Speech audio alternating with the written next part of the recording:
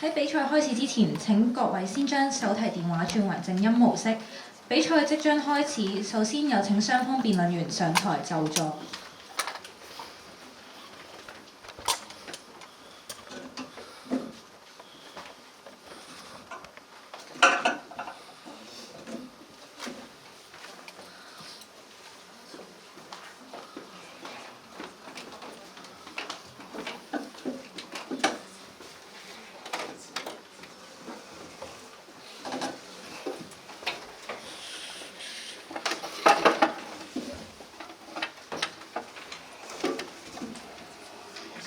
評判、各位來賓、各位同學午安，歡迎你哋嚟臨香港樹仁大學出席第2屆香港大專粵語辯論聯賽初賽嘅環節。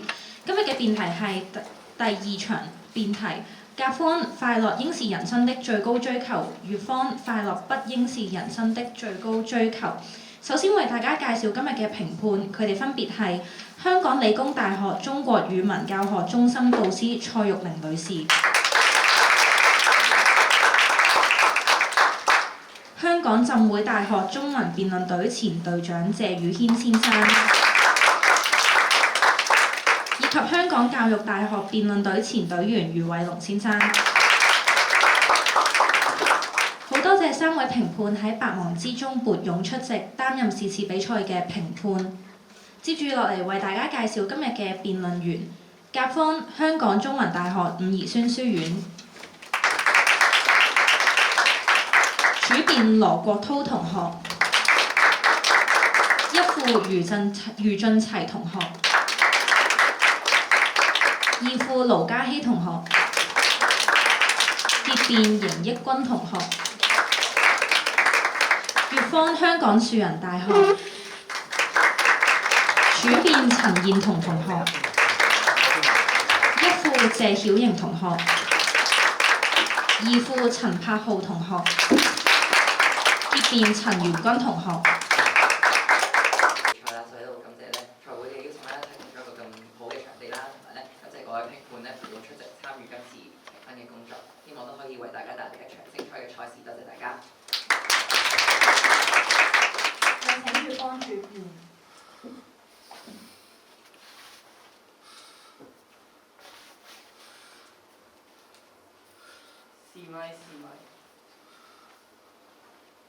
試咪，評判主席在座各位大家好。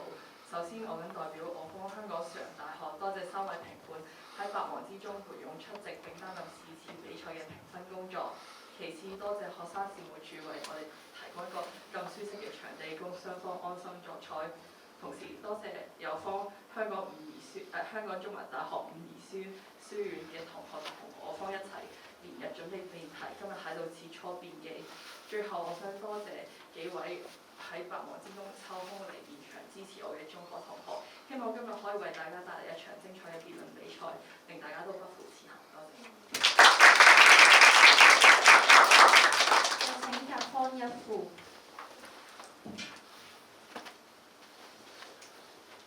試咪，今日咧好特別，因為好多嘅設定咧同以前中學打辯論都好似。例如啦，我台上會有我中學時期嘅隊友啦，我台下咧都有我中學時嘅一啲隊友，同埋甚至乎而家嘅一啲教練同事，甚至乎而家2位嘅評判咁樣嘅辯論前輩咧，都係以前中學係不斷咁樣評我哋都見到慣啦應該。嗱咁所以呢個設定其實係好重複地係一樣啦，但係感覺唔同嘅係在於去到大學打辯論嘅時候，你會發現個壓力係會變咗唔同。中學辯論嘅時候可能都會有好多輸贏嘅一啲嘅考量，但係去到大學嘅時候，真係發覺自己放開咗，享受真係辯論嘅樂趣。所以真係準備嘅時候，你話有冇壓力咧？絕對係有。但係辛唔辛苦咧？我話呢種辛苦係值得，係享受。所以希望大家今日享受呢場辯論。多謝。有請乙方一副。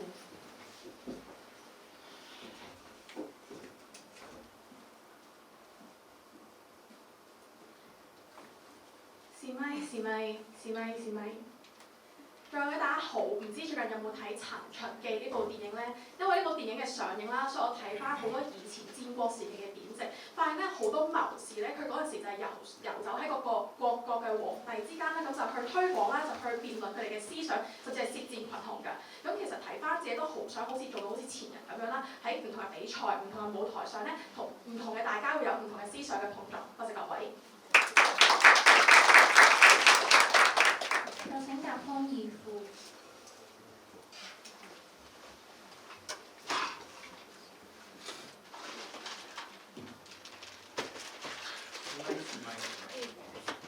各位大家好，今日企到呢個台板咧，可以用兩個字係緣分。點解咁講咧？中學嘅時期，可能大家前輩都見過好多次㗎。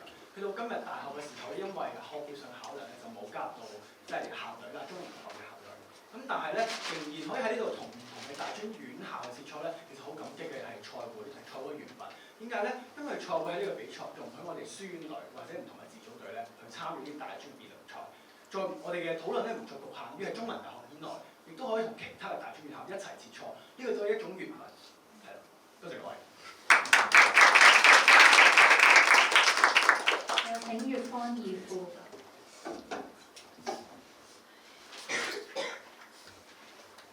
試咪。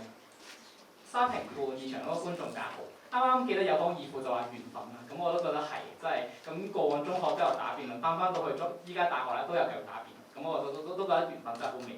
咁咁啱即係坐喺結邊嘅又係我師弟啦，咁就真係緣分真係好微妙。但係啱啱有方講呢一件事我都好想講嘅就係感恩同埋呢個珍惜，就係冇錯講得好好。咁呢場比賽之所以能夠舉行呢，唔單止係因為我哋8位辯論員嘅努力，更加係因為賽會有努力又好啦，或者評判撥用出力都好啦，先至能夠可以搞到今日嘅比賽我哋可以繼續舉行。例如其實我哋身邊嘅大小事其實我哋都要珍惜或者要感恩嘅，例如可能係親情啦、友情啦呢啲東西，其實雖然可能喺我哋日常生活中係可能好平常嘅一啲事啦，但希望大家咧面對住啲日常小事咧都可以珍惜感恩。而咁啱咧，今日有位朋友過嚟睇我比賽，咁呢位朋友咧對於我喺學業上嘅幫助都好大啦。咁喺呢個位置上都好感激你喺樹人喺學業上幫我嘅幫助，咁都好，我都希望我會繼續珍惜同你嘅友情。多謝各位。按照發言次序，而家先請乙方結辯。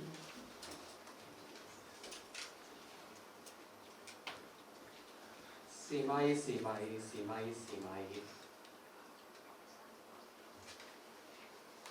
沙評判在座各位大家好啊！聽到兩位二副咧都話咧緣分，講到緣分呢個話題啦，我都想講緣分其實真係好奇妙啦。咁3年前咧，我因為一次頂替咧，我就上咗辯論台上咧，成為一位辯論員啦。咁其後亦都好順理成章咁樣，俾一位人士咧就拉咗入辯論隊啦。好啦，嚟到大學嘅階段啦喎，我亦都估唔到咧，我又俾當年嘅同一個人咧，又拉咗入樹人嘅辯論隊。嗰個咧就係坐喺我隔離嗰一位二副佢本人啦。所以咧，雖則打辯論好辛苦都好啦，不過多得緣分，多得你又拉咗我入嚟辯論隊，我就成就到今日我可以喺呢一度閃閃發光。多謝各位。最後有請甲方結辯。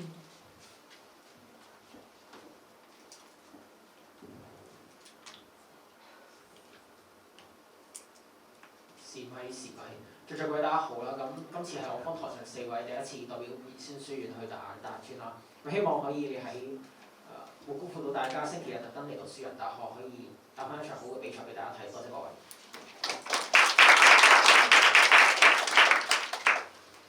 現在比賽正式開始，有請甲方主辯。你有4分鐘發言時間，準備好請向計時員示意。試咪。評判主席在座各位大家好，歷代嘅哲學家都思考過快樂嘅定義。現代正向心理學運動之父塞利格曼就認為，快樂咧係分為2個層次嘅。第一，享樂式快樂，透過滿足感官上嘅慾望而產生嘅快樂，通常咧呢種嘅快樂咧都係比較表面同埋比較短暫嘅。第二，意義式快樂，即係透過實現自我嘅價值，尋找佢哋人生嘅意義而產生嘅快樂。而呢一種嘅快樂咧，普遍嚟講係會比較長久嘅。因此，對於人類而言，快樂唔單止係荷爾蒙上面嘅一種刺激，更加係可以賦予人類嘅意義。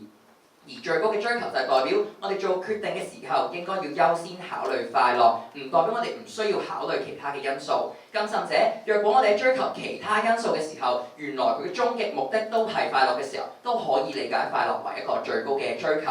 故此，快樂係人可以喺追求嘅東西當中嘅終極根據同埋動力來源。故此，快樂咧係比其他嘅價值高於一等嘅。著名嘅哲學家亞里士多德佢提出，人咧同其他嘅動物係有所唔同嘅。人類作為一種知性嘅動物，我哋需要實踐人類理性嘅特質，包括我哋要去理解自己同埋尋找自己存在嘅原因。而人類追求快樂，正正係可以尋找到自己嘅靈魂，令人哋去理解真正嘅自我，根據自己快樂嘅泉源去反思生存嘅價值。因此，今日衡量辯題嘅標準就在於以快樂作為最高嘅追求，能唔能夠引領人類探索自身嘅本質？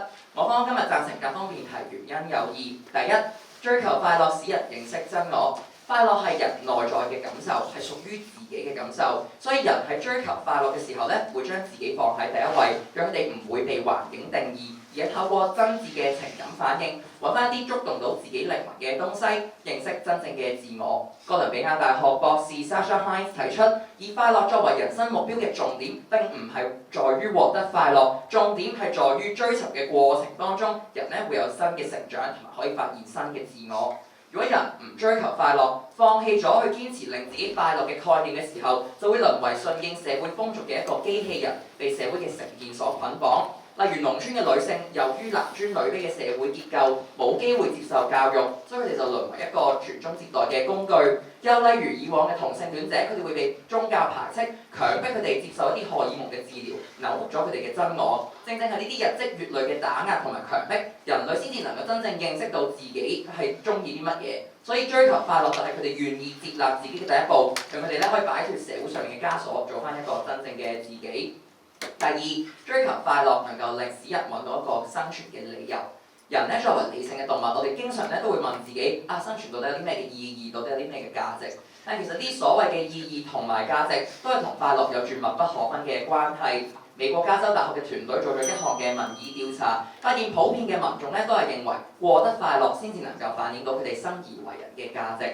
但係快樂咧對於每一個人嚟講嘅定義都唔同。有啲人咧就會覺得追求物欲上面嘅快樂，食得飽、着得暖、有安全嘅居所，就係佢哋嘅人生意義啦。又有啲人好似運動員啊、藝術家咁樣，佢哋投入佢哋嘅時間、精力，達成佢哋嘅夢想，佢就會明白到自己生存嘅原因係要挑戰自己、追求卓越。更甚者，有啲人認為幫助其他人會使自己快樂嘅時候，佢哋嘅人生意義就要創造一個更加美好嘅世界。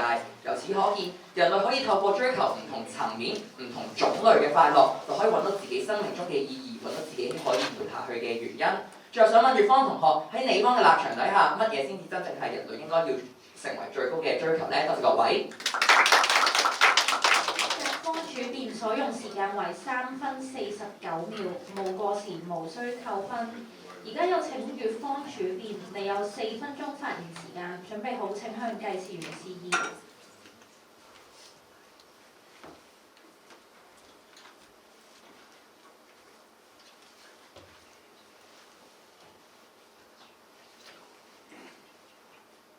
試咪試咪。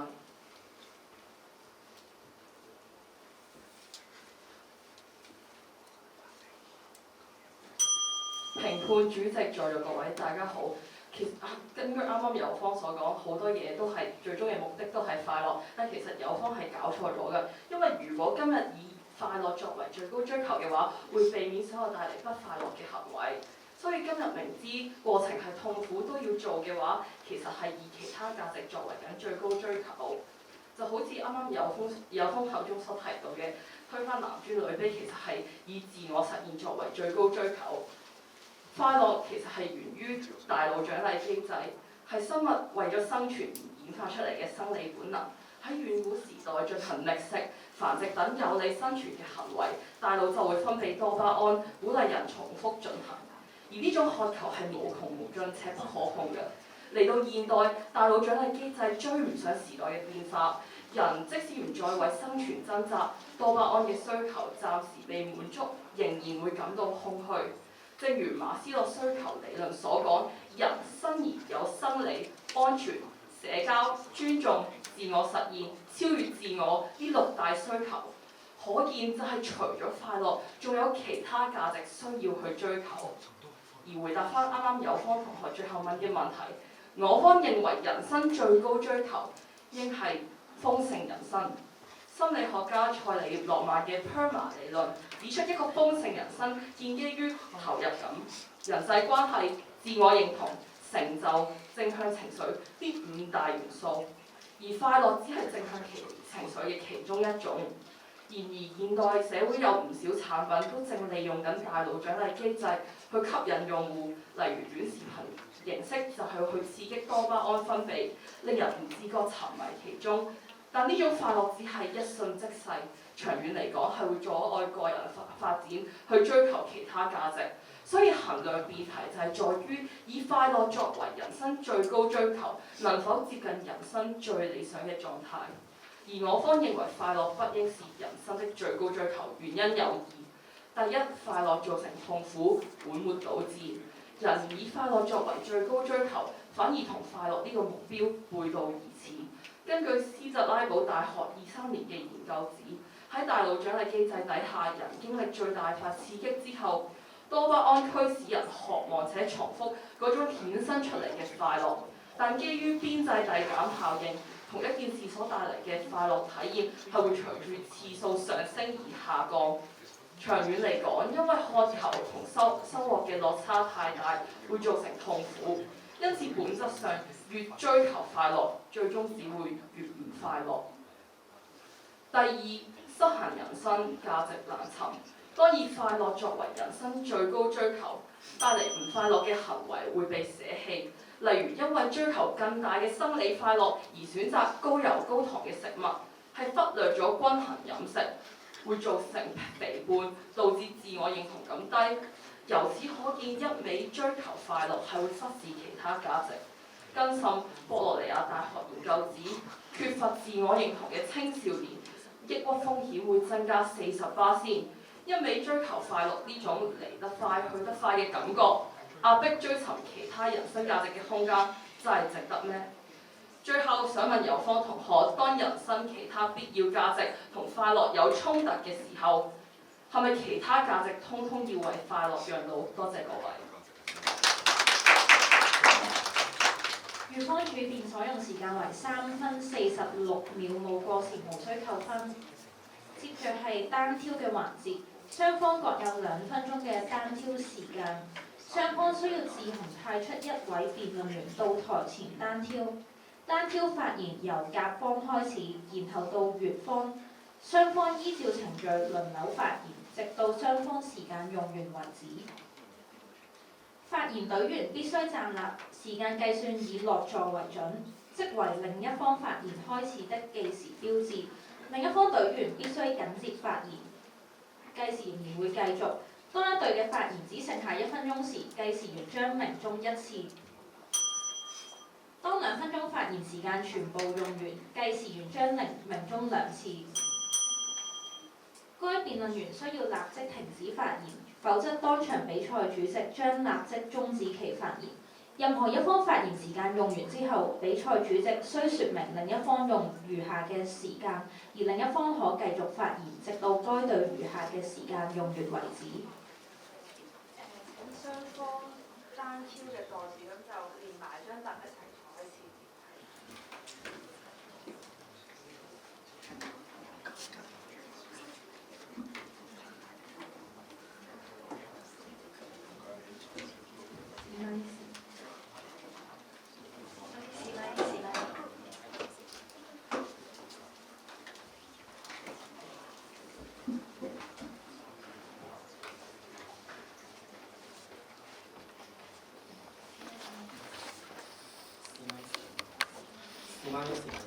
試咪。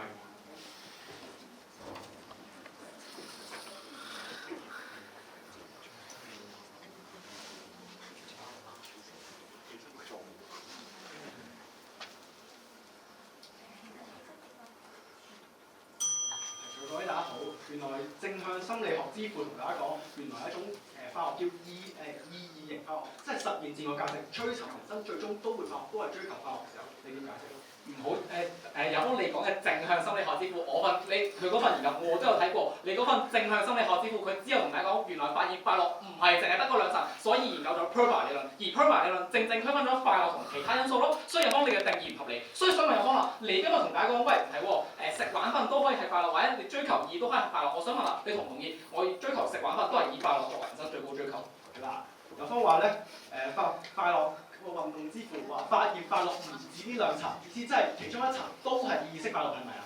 唔係，佢係分咗快樂同埋分咗成就同埋嗰啲自我認同咯。所以問多有翻一次，你同大家講，喂唔係喎，咁食玩瞓可以係快樂，同追尋自我價值都可以快樂。所以有方問多你第二次，承唔承認食玩瞓都可以係快樂？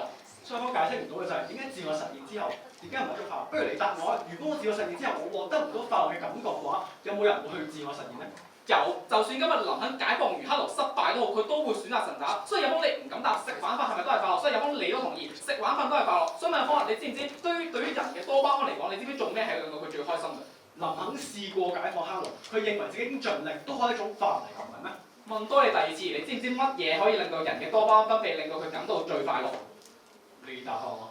好簡單咪就係有數據同你講，就係現況底下，就係若然我選擇去進行男歡女愛嘅，我有200%嘅多巴胺排放，或者打機嘅嘅多巴胺排放都係排行第三。所以想問有方啦，咁我以快樂作為最高追求，點解唔係去追求呢啲令到我多巴胺刺激最大嘅事？係嗰啲叫短暫嘅快樂，轉瞬即逝。有方講緊同樣有一種叫長期嘅快樂，有方反對唔到，都唔緊要。佢再問你啦，有方主編同我哋講話，喺追尋嘅過程當中有痛苦就等於追求唔到快樂。咁問你就例如我追求可能高薪厚職，咁我想升職，咁我當中過程當中我有痛苦，但最後達到個結果，我升咗職之後我快樂咗，咁係咪追求快樂呢？問翻你，若然你就係同大家講為咗結果快樂過程，無論幾痛苦都好，我想問啦，咁點解結果快樂就代表你係以快樂作為人生最高追求？因為佢係最終目標咯。唔係最終目標，佢最終目標林肯解放克勞係咪為咗快樂啊？佢可以最後嘅目標就係為咗自己實現自我理想之後快樂咯。所以難道連呢個哲學家手機阿芬蒂都同你講啦，原來痛苦同快樂係相依嘅。喺追尋過程當中可以有痛苦，但結果只要快樂都係追求快樂。你點睇咧？問多你第二次，林肯解放克勞係咪為咗快樂？佢可以係為快樂，最終目標。邊個同你講佢為咗快樂？咁邊個同你講佢為其他嘢先？所以問題就係林肯解放克勞，佢自己都話解放克勞，甚至佢成個過程都陷入抑鬱度，你點解釋啊？陷入抑鬱邊度嚟㗎？咪就係佢，咪就係因為林肯解放克勞，佢自己講佢陷入抑鬱，甚至面對俾人刺殺嘅痛苦，所以咪方快樂啊！嗰啲都叫做。咁係去追尋快樂嘅途中，佢失敗咗啫。咁條辯題講應然性啊嘛，唔係咩？唔係成功咗嘅，所以個問題係你確立唔到嘅就係究竟林肯解放克勞係快樂定唔係快樂？有方確立唔到，所以我見到嘅就係現況底下佢做完都係因為意義啫嘛。所以落到下一步啦，想問翻你啦，現況底下咧，蘇格拉底同你講咧，就係因為佢面對住咧，就係佢想去解放一啲快樂嘅成就，所以有方話佢最後死咗，係咪又以快樂作為人生最高追求？我意思真係有方講緊林肯係過程中痛苦，但如果佢見到克勞解放，佢會感到快樂，係定唔係？佢結果感到快樂，點解佢嘅追求係以快樂作為人生最高追求？請解釋。咁不如你答我咩叫最高追求？最高追求咪就係我會以呢樣嘢作為行事準則，所以我方講嘅多謝各位。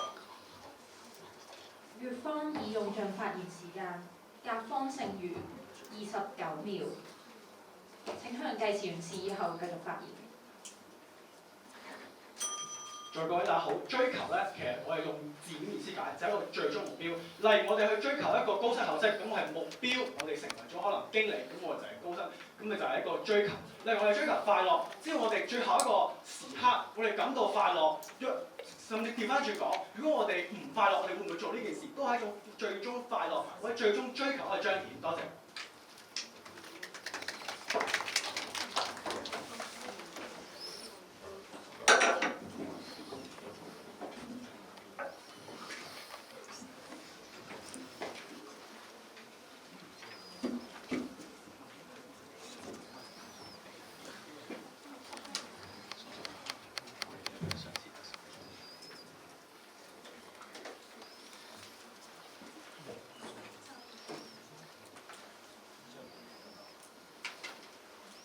有請甲方一副，你有3分鐘發言時間，準備好請向計時用示意。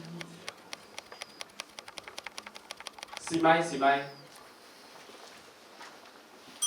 着覺得好，歸納有方4個錯誤。第一個錯誤，定義錯誤。有方主辯嘅論調話快樂可以分做一啲短層次，一啲因為成就，亦都有啲短層次嘅快樂。但問題係根據字典嘅定義，都會講明快樂即係一啲情緒上面會感到愉快嘅感覺，但係冇分長期定短期，甚至乎要問有方啦，按你嘅邏輯，今日我達到啲成就，今日達到啲夢想，難道會快樂咩？所以顯而易見，今日嘅定義應該係快樂底下有好多唔同長期、短期嘅一啲唔同嘅層次，呢個先係重點。第二點就係偷換概念，有方嘅偷換概念非常之嚴重嘅。第一點就係會將好多唔同嘅價值咧扭曲，最尾個終點唔係快樂。先唔講，頭先有方自由單挑嘅時候已經承認咗，原來林肯最尾嘅終點嘅目標都係以快樂為基準，所以原來快樂係一切嘅原動力。如果沒有快樂，佢根本唔會做任何嘢，唔會追求自由嘅時候，咪正顯示咗快樂係最終嘅目標咯。甚至乎有方主辯，你所用嘅馬斯洛呢個需求定律都好，原來佢自己都話，最終呢啲需求嘅定律最尾都係要趨向快樂嘅時候，你自己解釋唔到，原來快樂根本就係最高嘅追求。第三個錯誤就係做啲雙重標準，有方兩個嘅論點完全都係雙重標準。點樣講呢？佢第一個論點同我講話，因為會過分追求快樂，所以咧我哋就會患得患失，就會失望嘅感覺，因為有渴望嘅感覺。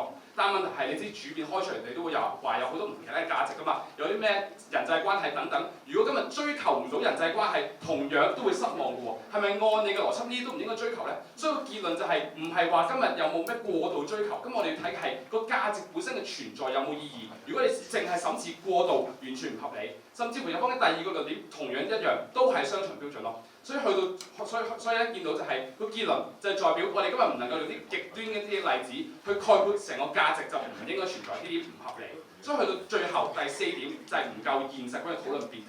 今日如果講緊話點解我哋唔可以用一個硬生生嘅價值，好似有方同學咁樣，淨係用一啲硬生生嘅價值一啲嘅標準去審視晒每一個人，佢哋應該要點樣先係一個活得好嘅人生。今日追求呢個字就係講緊每個人都有唔同㗎嘛。正係我方所講，因為今日如果你感到唔快樂，亦都真係代表呢件事做得冇價值咯。嗱，舉個例子啦，就好似今日如果你係一個由細到大，你都係睇自己利益為先嘅，你都係認為追求自己夢想唔需要理別人，你都覺得已經追求到快樂。咁但係今日如果我同呢位人講話，今日你一定要追求一啲道德，一定要追求一啲貢獻社會嘅價值，咁係唔合理咯。因為對佢嚟講呢啲冇意義，因為佢由細到大都係覺得追求其他嘅自己嘅利益已經得到快樂啊嘛，反而追求呢啲硬生生嘅價值完全唔會得到快樂咯。所以今日我哋唔能夠將一個統一嘅標準，淨係話呢個價值好，一個好高尚嘅價值就能夠套用喺每一個人嘅靈身上嘛。因為每一個人都有佢自己快樂嘅一點。所以從來今日我哋人生嘅意義都應該由自己去主導，自己去掌握同埋定義，正正就係快樂先要做一點。多謝各位。甲方一副所用時間為3分03秒，冇過時無需扣分。而家有請乙方一副，你有3分鐘發言時間，準備好請向計時員示意。試咪，可以。再各位大家好，先釐清定義。今日咧有方話快樂咧定義就係最有愉快感覺，啱啱講得非常之好。今日正正就係因為你滿足咗多巴胺對愉嘅渴求，你先至會產生快樂噶嘛。所以面對住我方所講快樂就係滿足多巴胺嘅說法咧，有方已經講反對唔到啦，只係嘗試擴展快樂嘅定義咧，同我講話係有啲第二層嘅意義式嘅快樂，但唔係啊。今日 PERMA 理論界得好清楚，快樂屬於正面嘅情緒，而你所講嘅意義式嘅快樂咧，其實係屬於裏邊 PERMA 裏邊其中一個叫做自我成就，而你所講升職加人工嗰啲咧，屬於成就裏邊嘅領域，所以呢啲價值全部都係唔一樣㗎。不過其實都係有方已經承認咗啦，我方今日所講嗰啲價值全部通通都要追求。不過問題就在於今日當快樂係你最高追求嘅時候，生理嘅快樂同其他價值有衝突嘅時候，啲人會點揀啊嘛？而我方就見到古羅馬帝國統治者當年為咗平息政治意見，推出馬戲團政策，向窮苦嘅平民提供溫飽糧食同娛樂表演。咁當時啲人咧就淨係揀滿足佢哋嘅生理慾望就夠，日日都睇馬戲團，佢就唔去勞動，唔去揭示國家嘅腐敗，都唔去做佢公民責任嘅時候，見到咧就係蠻族嗰時嚟攻打佢嘅時候，佢就只可以眼白白望住自己嘅家園親人被踐踏被虐殺，佢要冇能力反抗，最後咧得到嘅只有痛苦同埋死亡。咁有方係咪仲覺得佢咁樣享樂至上嘅取捨，成個攞得快樂嚟講就係冇所謂咧？所以咧今日就當你嘅定義擴展到成功啊，嗰啲都係快樂啦。但係就係嗰啲人面對住有方口中所講嗰啲低層次，你所講好快嗰啲快樂咧，嗰啲人對人嘅感官嘅刺激更加強，更易次獲得嘅時候，點解佢唔係揀嗰啲低層次嘅快樂，而係説咁我哋就睇下嗰啲人咧。嗰啲揀咗其他價值嘅人咧，到底會點樣做？就好似有方所講林肯嘅例子，其實因為林肯信奉一個思想就係話，我信任咧，佢可以一個人可以獲得幾快樂咧，取決於佢當初就決定要幾多，而佢當初覺得好清楚，佢願意將快樂放喺人民權利之下，所以即使明白知道解放黑奴嘅過程有巨大嘅政治壓力，甚至被刺殺嘅風險嘅痛苦過程，佢都要去做，因為佢最高追求唔係快樂，係爭取人權同民主。呢件事有冇快樂都唔重要，佢始終都係會做㗎。有方最大嘅錯誤就係覺得我哋今日咧樣樣嘢都有快樂，所以我做嗰樣嘢一定係為咗快樂，但係唔係呀。今日咧，如果你以快樂作為最高追求嘅時候咧，我哋見到係必然面對多巴胺誘惑。多巴胺嘅進化本身就係淨係為咗生存，多巴胺咧就會叫你你淨係滿足啲好簡單嘅生存慾望咪得咯。你唔需要識得加人工㗎，好攰㗎，你只需要瞓覺食嘢咪得咯。但係如果你做到抑制到你自己誘惑，完成到你嘅目標，即係證明咗有其他價值壓過你嘅快樂啦。所以今日見到就係咧，如果真係好似友方所講，我以快樂作為最高追求嘅時候，係啊，就好似你6.12所講咯，我不斷去探索我自己嗰個人生意義嘅時候，發覺我都係好攰，我想繼續享樂嘅時候咧，繼續享樂，我舒服休息咪得咯，我夠嘢食咪夠咯。佢就會發覺我生存嘅理由最後得翻一個，就叫滿足生理慾望。你唔會做到你所講嘅嗰啲追求嘅嘢咯。所以見到就係咧，我方比友方更加理解咩叫做咩叫做快樂，你更加清楚你知道嘅啲人今日應該點樣揀，就係不應以快樂作為人生最高追求。多謝各位。二方一副所用時間為3分04秒，冇過時無需扣分。而家有請甲方二副，你有3分鐘發言時間，準備好請向計時員示意。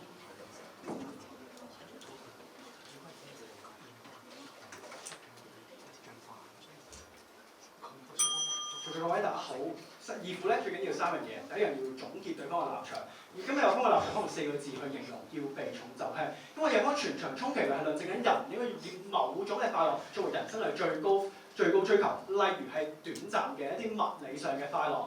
但係調翻轉問有方你所謂嗰啲成就感，難道又冇多巴胺嘅產生咩？有方你下個辯位立即解釋清楚。所以有方嘅討論未免太過狹窄，都唔緊要，就同你討論啲短暫同物質上嘅快樂。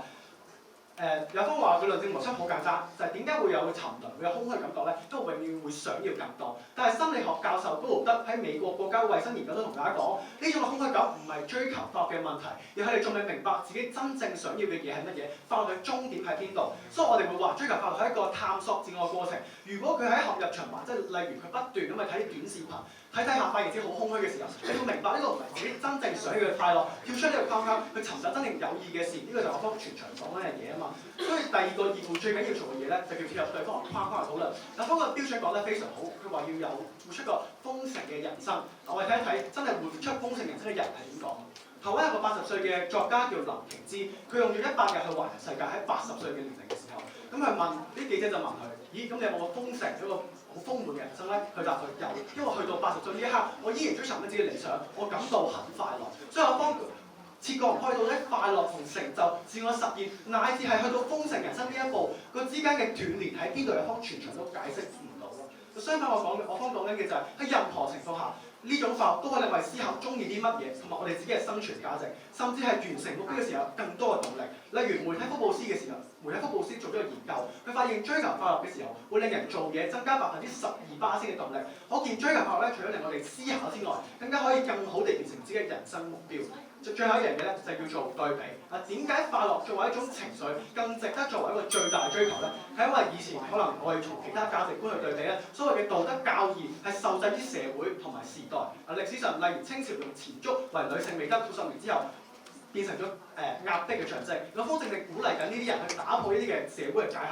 有方就二副咧跳出嚟同大家講：喂，咁有幾多人去願意去跳出呢啲框框去思考咧？就係清朝當時嘅不纏足會咯，例如基督教有好多人都願意開始接納一啲同性戀者，都願意去跳出社會嘅框框，去真正為群體嘅幸福，例如同性戀者，例如係女性嘅快樂去做付出嘅時候，點解唔係一種追求咧？相反觀快樂，佢哋植根喺人性嘅深處，無論社會點樣轉變，人類都應該傾聽自身嘅感受，到底我自己係咪感到幸福、感到滿足、感到充實，係咪活出一個有意嘅人生，活出自我？多謝。二副所用時間為2分52秒，冇過時無需扣分。而家有請乙方二副，你有3分鐘發言時間，準備好請向計時員示意。試咪。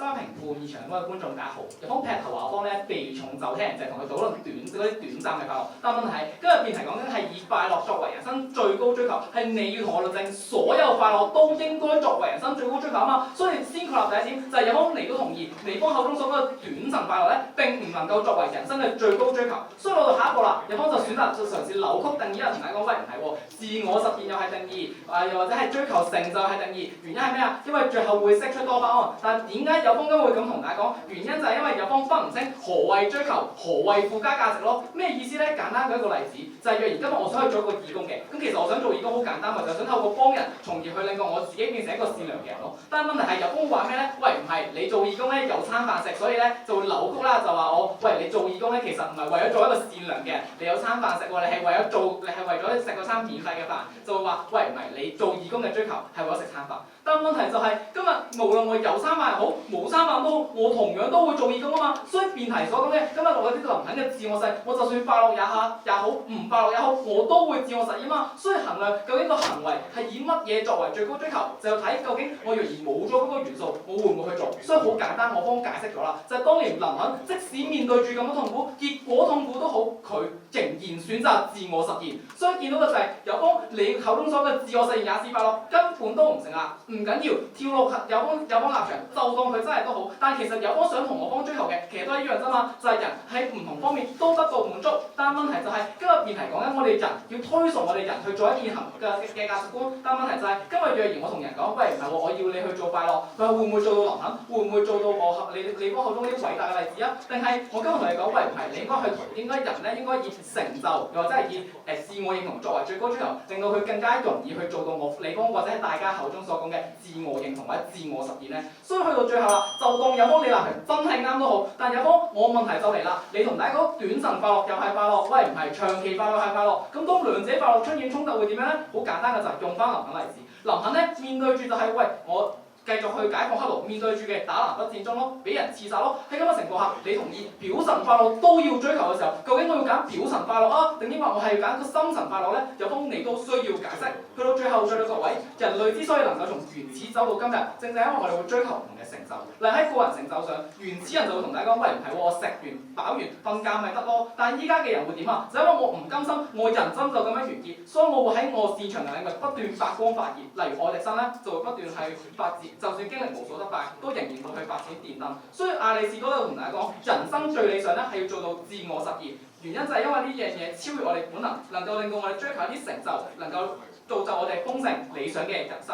所以呢一份超越本能，唔係以快樂作為最高追求，正正先係我哋人類最值得自豪嘅地方。多謝各位。粵方議庫所用時間為3分04秒，冇過時無需扣分。接着係台下發問嘅環節，每間院校有1次台下發言機會，台下發言者無權要求誰人作答。發問後，對方有1分鐘時間準備。每位台下發問及作答者嘅發言時間為1分鐘。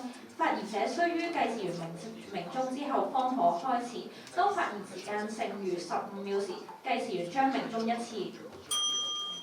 當發言時間全部用完，計時員將鳴鐘2次。該名辯論員須立即停止發言，否則當場比賽主席將立即終止其發言。任何一方在30秒內未能派出代表作台下發問或者作答，當自動棄權論。台下發言者必須發問，否則發問一方無分，對方可得該題之滿分。若有任何爭議，以評判意見為準。首先有請甲方同學作第一次台下發問，你有1分鐘時間準備好，請向計時員示意。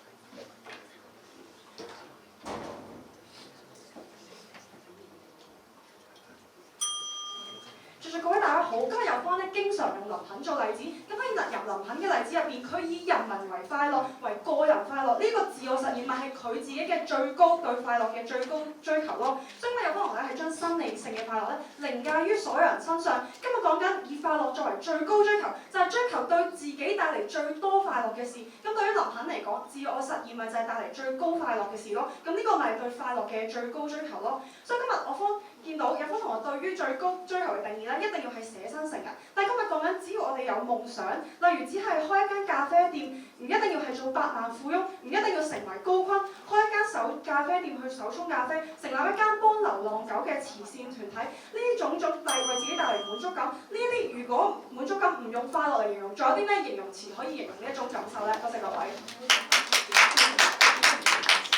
方同學有1分鐘時間準備。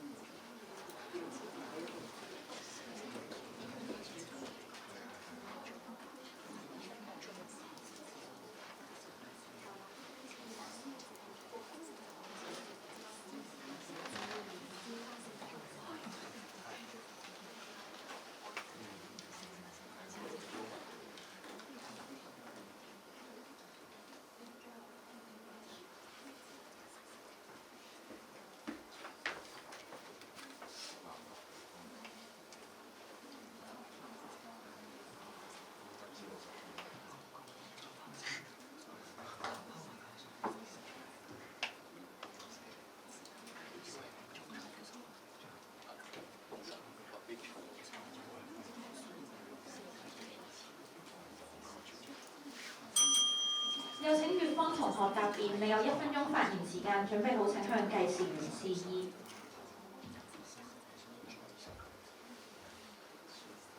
試咪。各位評判現場嗰個觀眾大家好，有方丈問我哋咧，佢開完咖啡店，佢覺得好滿足，會用啲咩詞語形容？我就係話佢會覺得佢會覺得有成就感，所以覺得滿足咯。所以咁嘅情況底下，我方立場好明確，咪就係成就感同快樂唔同咯。於是乎，落到下一步審視翻有方對於何謂最高追求嘅定義啦，或最高追求定義啦，就係有方會話：喂，唔係，我人咧要以快樂作為最高追求，係要我獲得最高嘅快樂。咁就好奇怪啦。印度醫學科學研究所2025年同大家講，若然咧，我要講睇下邊件事令到我可以分泌最多多巴胺咧。第一件事就係性行為能夠產出200至250%嘅多巴胺。第二個就係電子遊戲可以產出175至200%嘅多巴胺。第三咧就係尼古丁能夠產生150至200嘅多巴胺。所以咁嘅情況底下，若然你要以快樂作為人生最高追求，點解唔做呢啲嘢嘅？所以咁嘅情況底下，我方見到咪就係因為呢啲，所以個問題有方作為最高追求，你就解釋點解唔去做呢啲嘢。到到最後啦，有方你同大家講，喂，唔係喎，林肯咧最後要話或者係佢最後解放大家好快樂，多謝各位。而家有請粵方同學作第一次台下發問，麻煩攞埋學生證。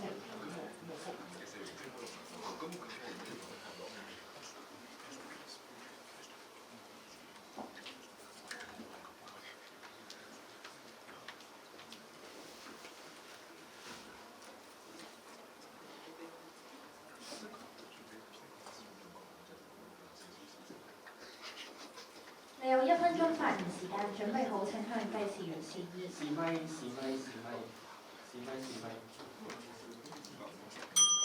有方今日定義快樂有兩種，第一承認我方所講嘅多巴胺產生嘅生理快樂，第二快樂嘅目的係為咗尋求意義。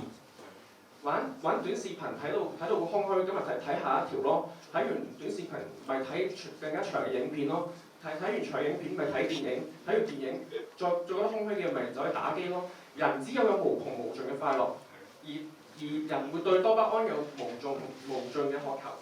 咁最後我想問下有方，驅使人尋找意義式嘅快樂啊？到底有方所講嘅係尋找驅使人意義式快樂啊，定係到底係享樂式嘅快樂咧？多謝大家。甲方同學有1分鐘時間準備。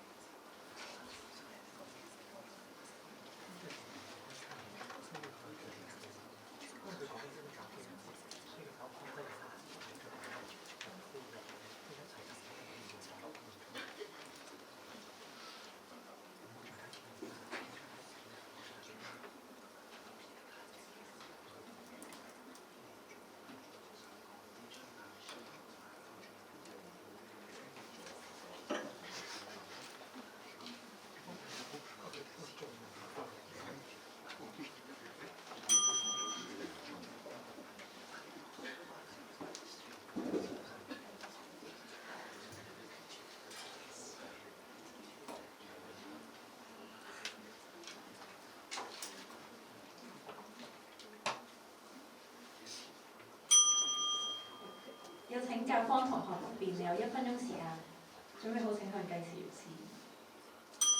大家好，有方你最尾條問題咧，問我哋要追求有意義嘅快樂定係短暫嘅快樂，所以你知道有意義嘅快樂有意義啦，同埋一啲短暫嘅慾望原來都係快樂嚟嘅。你個問題已經成咗添，甚至乎今日原來我問你好簡單嘅問題啫。今日假設你今日贏咗呢個杯賽冠軍，好有成就感啦，你會唔會話你自己唔快樂？所以今日有方好明顯淺見到快樂嘅定義咯，因為快樂從一個感受，唔係講緊長期短期，冇任何前設㗎，所以有方你定義上面已經出錯。第二點，有方你問我啦，咁係咪要追求咩空虛嘅快樂？好簡單，你頭先你句句子唔夠完整啊，咁唔係講緊快樂係無窮無盡，係慾望係無窮無盡咯。所以你自己所有嘅價值，咩友誼關係啊，所有高尚嘅價值，你自己全部矛盾翻，因為呢啲嘅價值都係無窮無盡，呢啲慾望都係無窮無盡嘅時候，係咪你邏輯底下又係一樣咁空虛咧？多謝各位。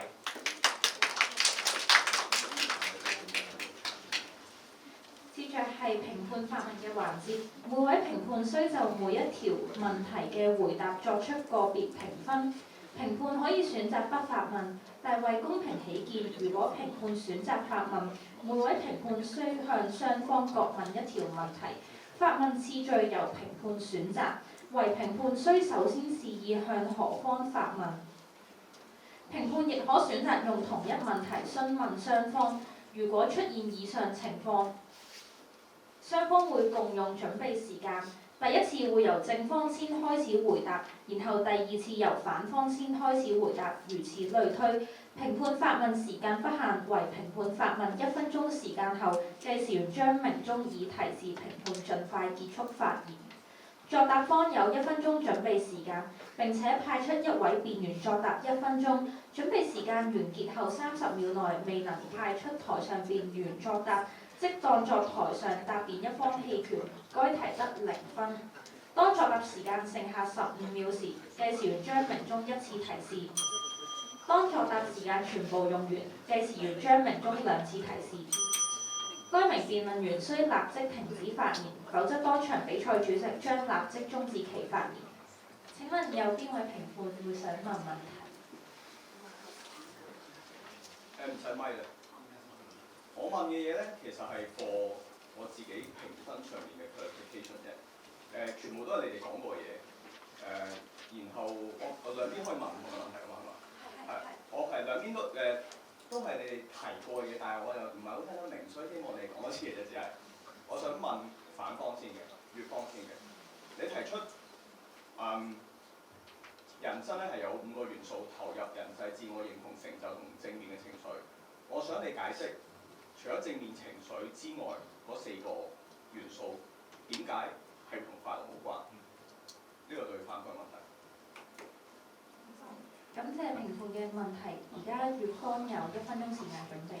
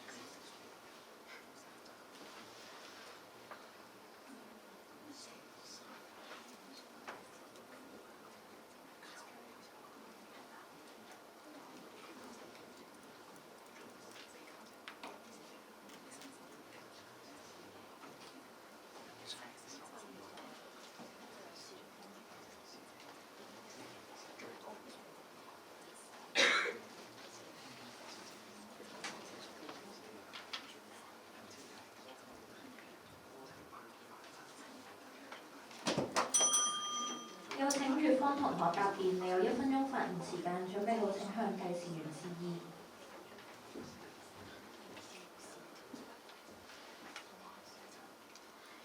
試咪。係回答翻評判嘅問題。評判問咧，我哋做嗰另外嗰4個元素點解唔關快樂事？但其實咧，首先係佢，你確實做嗰4個元素，你都可以獲得快樂。但係咧，今日你以快樂作為人生最高追求嘅時候，唔一定要做嗰4個元素。更甚嘅係，今日你做完嗰4樣嘢，獲得快樂，更加係因為你唔係用快樂作為人生最高追求。因為你今日如果淨係想要最快嘅快樂嘅話，你只需要滿足你自己嘅生理上面慾望就可以做到。因為多巴胺會誘惑你，令到你好攰，你唔好繼續做呢啲咁嘅目標啦。因為你做嗰4個元素，即係你做人際關係嗰啲，全部都通通需要付出，要付出時間去陪屋企人等等嘅嘢，然後多巴胺就誘惑你唔好啦，你淨係滿足到自己嘅快樂最單純嘅心理慾望咪夠咯。所以今日就係如果你可以做呢啲嘢，最後都得到快樂嘅話，已經係證明咗你已經唔係用快樂作為人生最高追求。多謝各位。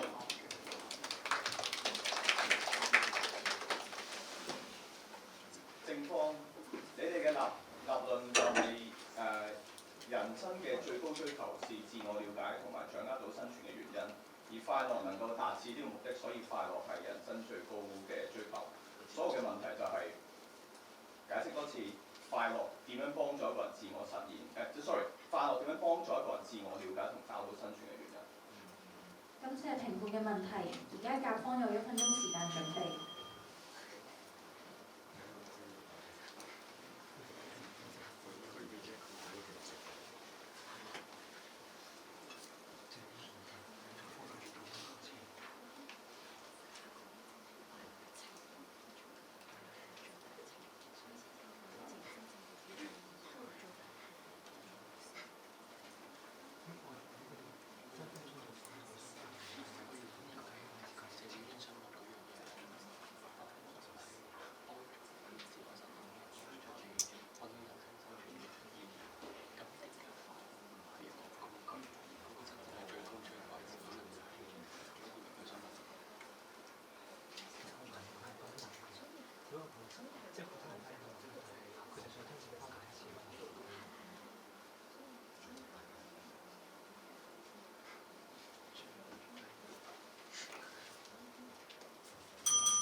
有請甲方同學答辯，你有1分鐘發言時間，準備好請向計時老師。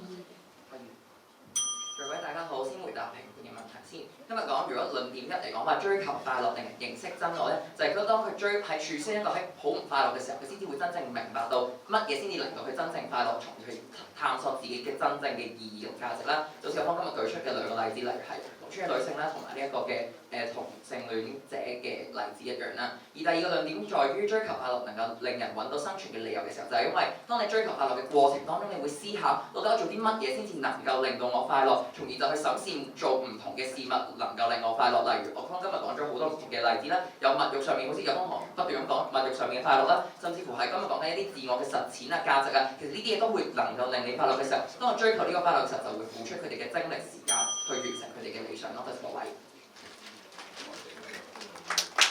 其他評判會唔會想發問？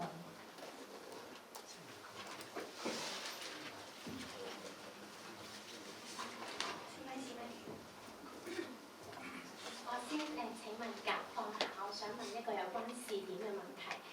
按照你哋今日全場嗰個嘅分享啦，或者討論啦，你哋係傾向緊喺第三者嘅角度，認為人作為人類快樂應該係佢哋生命嘅最高追求，定係喺第一身嘅角度，認為我作為一個人快樂應該係我生命裏面嘅最高追求？感謝評判發問，而家甲方同學有1分鐘時間準備。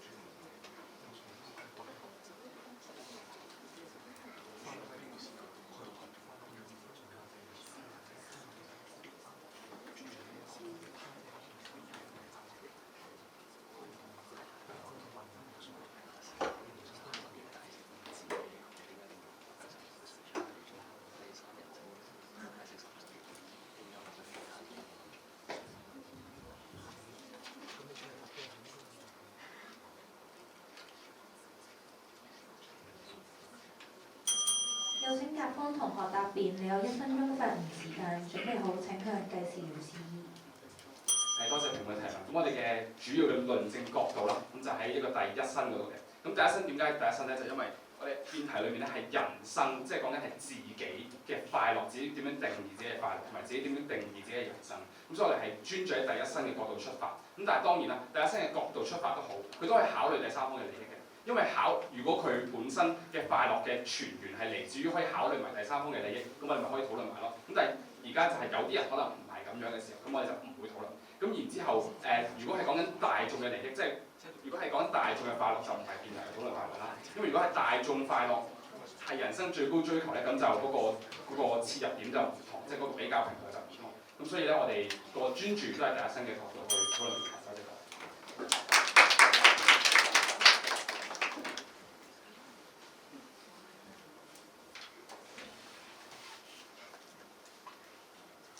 好，跟住請教月芳嚇。我想問一個關於尺度上嘅問題啦。今日即係月芳嘗試去提出一個豐盛嘅人生，咁而快樂咧係落喺達至豐盛人生嘅其中一個嘅範疇，所謂正向嘅情緒裏邊，係唔係即係你哋認為咧快樂係有一個劃一嘅公認嘅標準？甚至乎係否定快樂應該由個人去定義。月芳同學有1分鐘時間準備。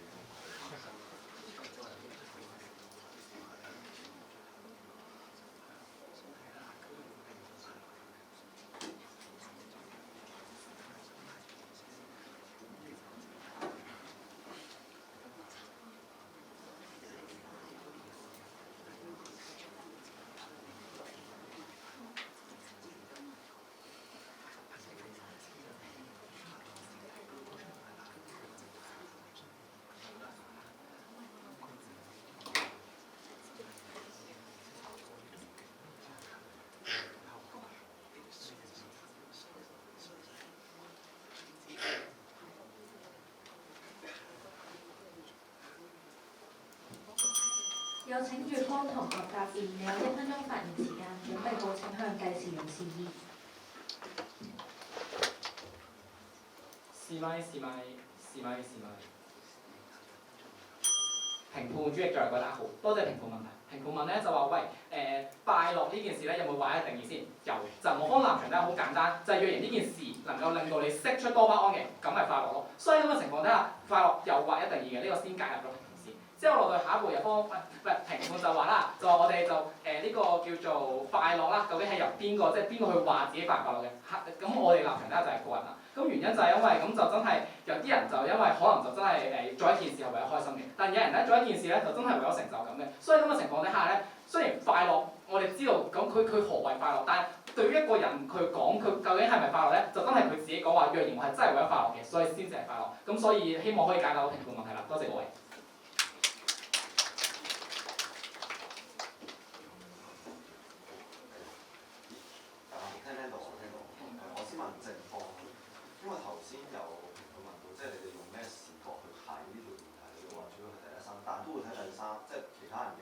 即係如果我見到人哋唔開心，我幫到佢，我都會產生快樂嘅話，咁都可以睇埋。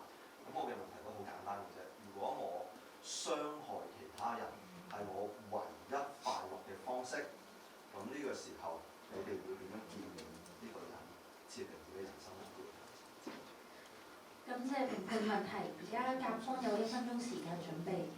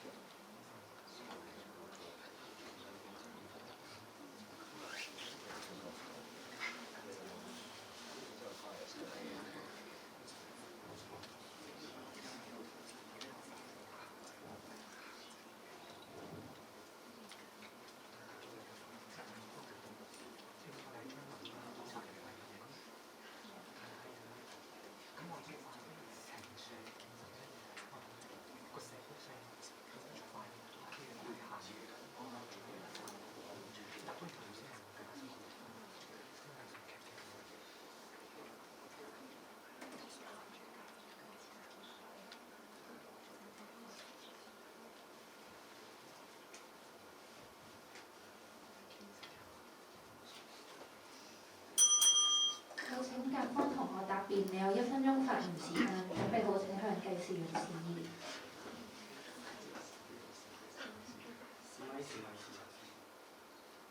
各位大家好，有方問我對呢個人應該點樣建議咧？但同一個問題，其實想問翻乙方嘅，點解咧？因為同樣乙方會講嘅係成就感，其他唔同嘅感覺。咁同樣呢個殺人犯咧，佢都會因為殺人感到成就感嘅。咁到底其實呢個問題點解雙方都需要回應？都唔緊要，就直接回應出呢個問題。但其實有方咧即係評判啦，佢個問題咧太過極端，我哋唔可以用一個咁極端嘅例子咧去論證整個快樂嘅概念，因為例如我哋追求和平咁樣，都會有人走火入魔，覺得和平就要打仗。例如俄羅斯都話入侵呢個烏克蘭係和平之舉嚟嘅，所以用一個咁極端嘅方法去解釋整個快樂概念咧，有少少意見概全。多謝。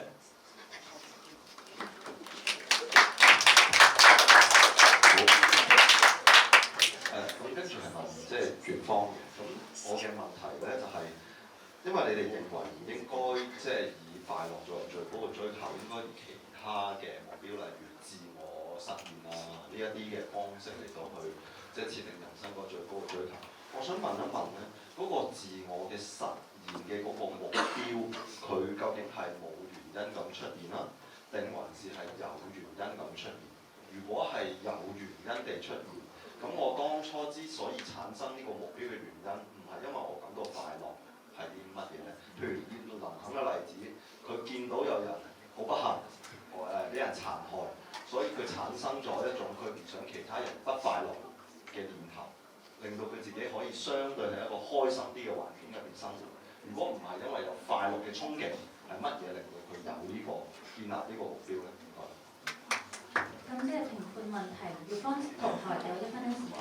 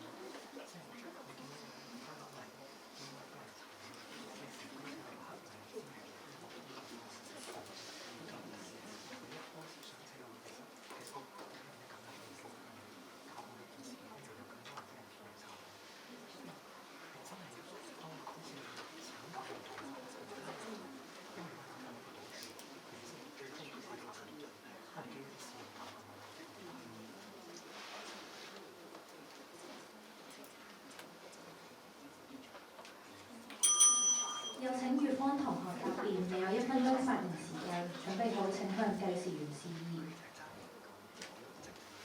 試咪。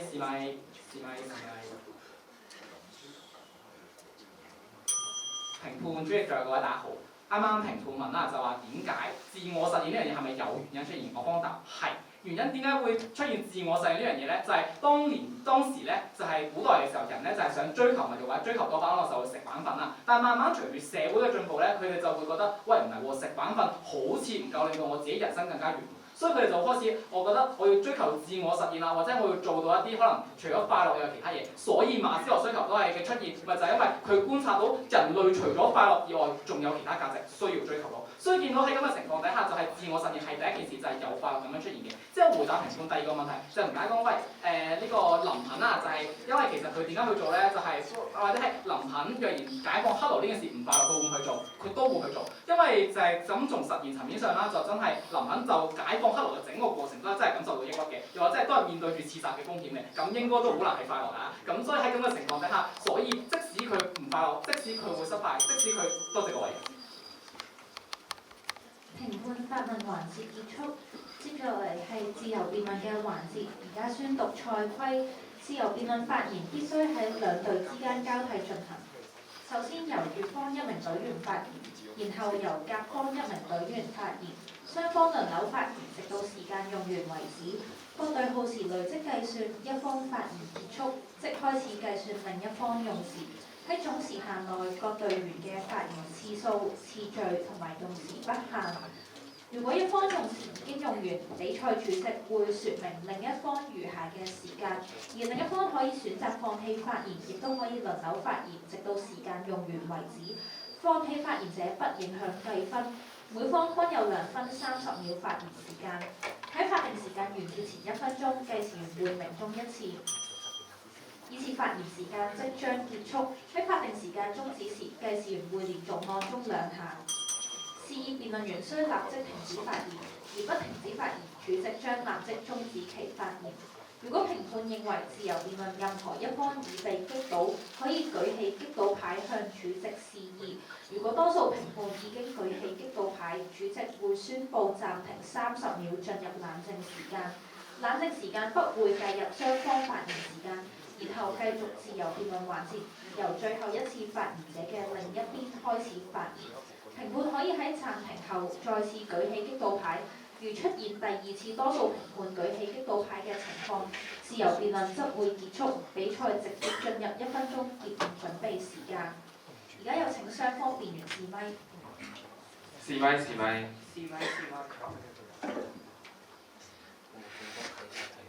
我哋先請乙方發言，準備好開響計時先。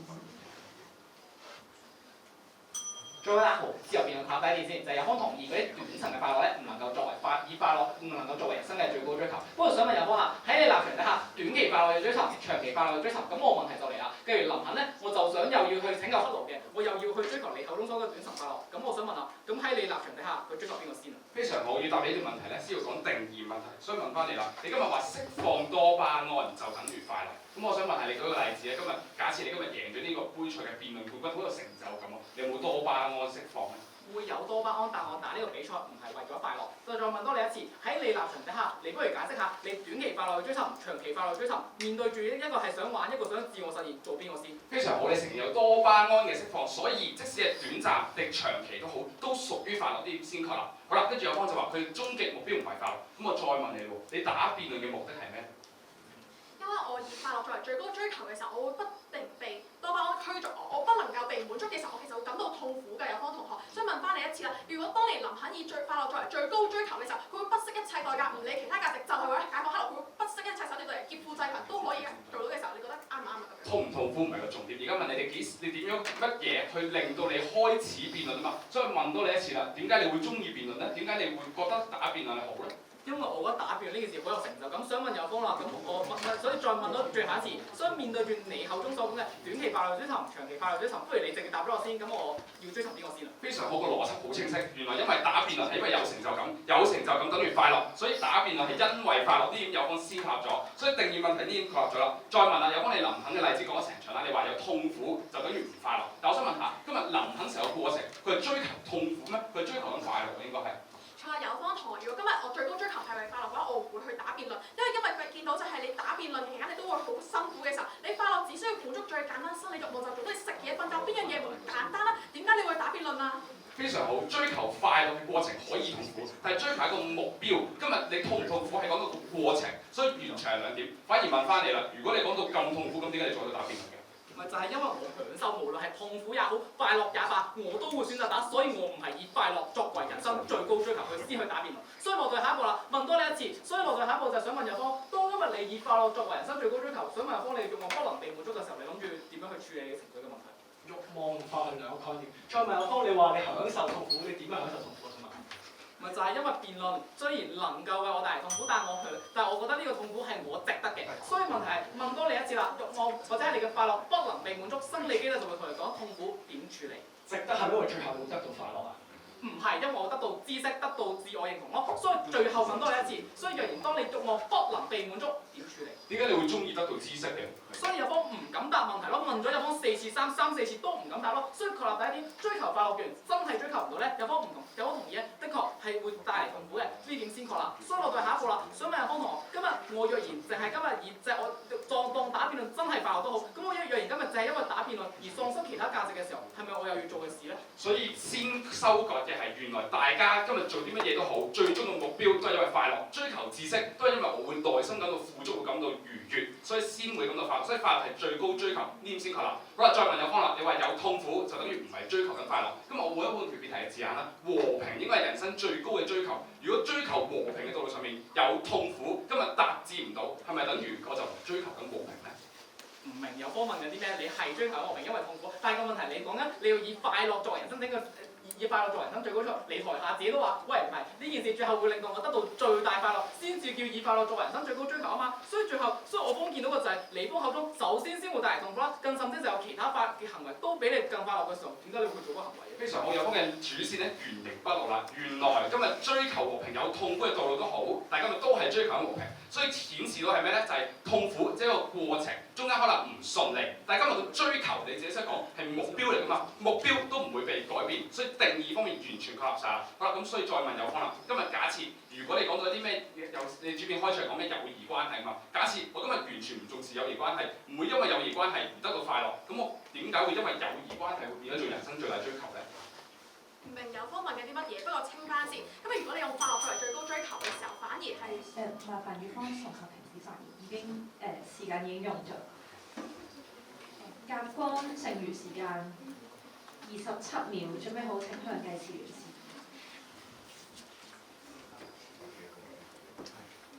在各位大家好，追求係一個終點，係一個目標。例如我哋去結識女仔，我哋嘅目標，我哋嘅追求係揾到個女朋友，當中可能跌跌撞撞，可能俾人拒絕，但係我哋嘅目標不變，就係要揾到個女朋友。所以同樣套用翻呢條辯題當中，我哋喺追求快樂呢個目標呢個終點嘅時候，過程當中可能會有痛苦。例如我想今日打一場好睇嘅辯論，贏呢個比賽，當中我哋要付出好多唔同痛苦，例如揾資料等等。咁甚至有甲方時間用盡，而家有1分鐘時間俾雙方結辯作準備。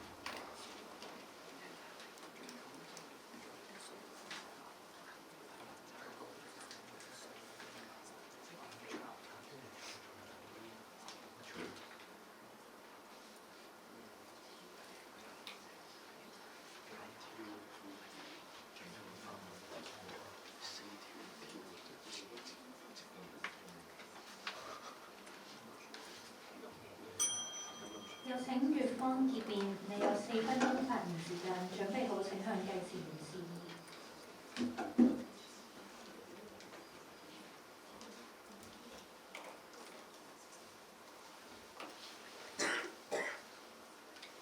試咪，唔該晒。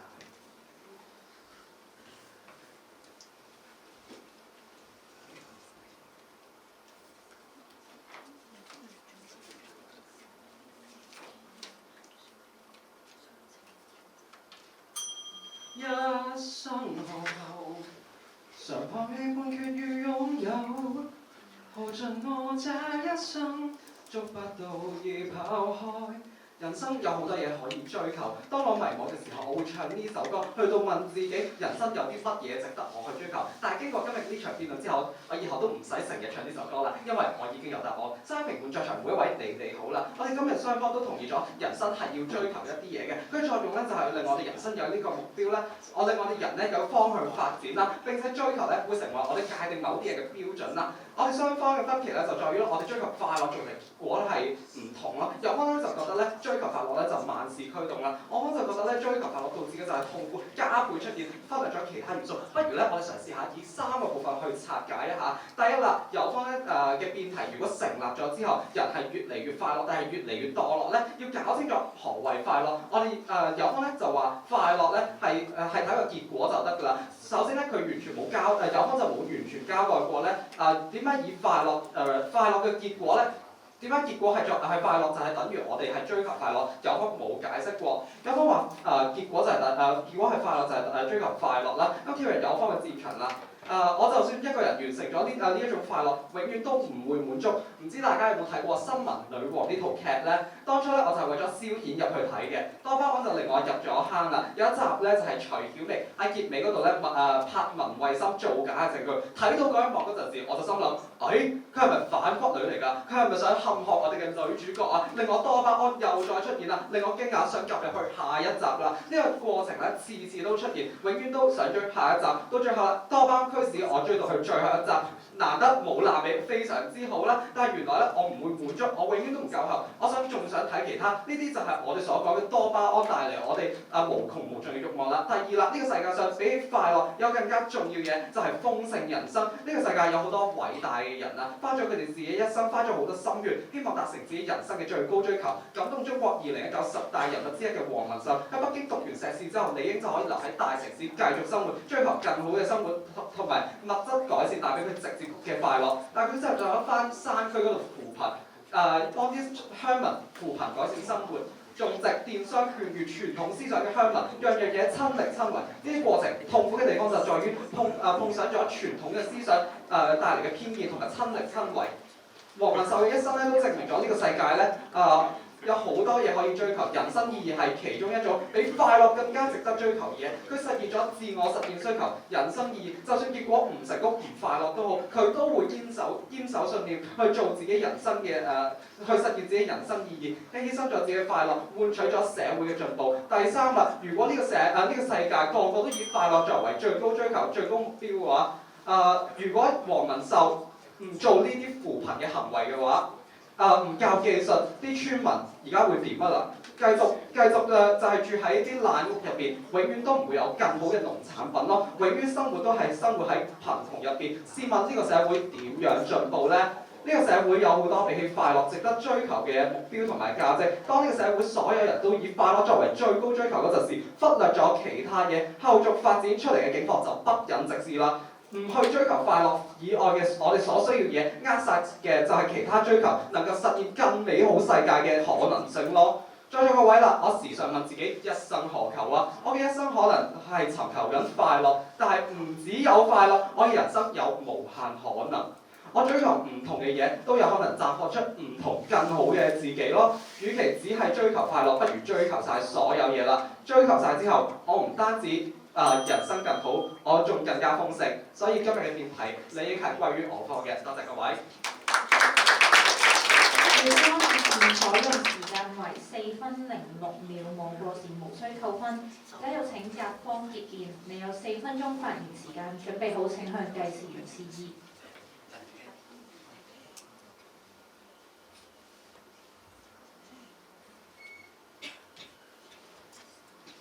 時咪。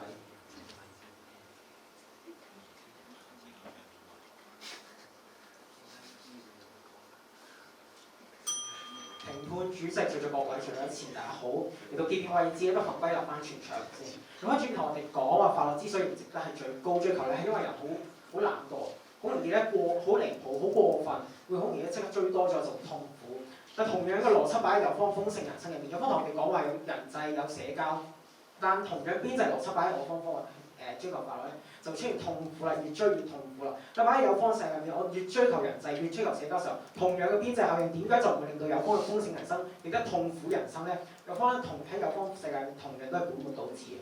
甚至我哋所以好明顯咧，有方都知道，所以喺一方夾款一副之後，有方都冇再論證過任何嘢啦。咁即係其實今日有方好自相矛盾。有方一開頭同我哋唔承認話自我實現咧，係會令人快樂嘅。但到台下環節就承認，釋放到多巴胺咧就叫快樂啦。所以甚至去到之後咧就話，我方話自我實現咧係為咗人類滿足對多巴胺嘅需求，所以換言之，自我實現係會令到多巴胺提升嘅時候就叫快樂。不過呢個成日方就話啦，我唔太快樂，附加品嚟嘅啫，唔係一啲主要嘢。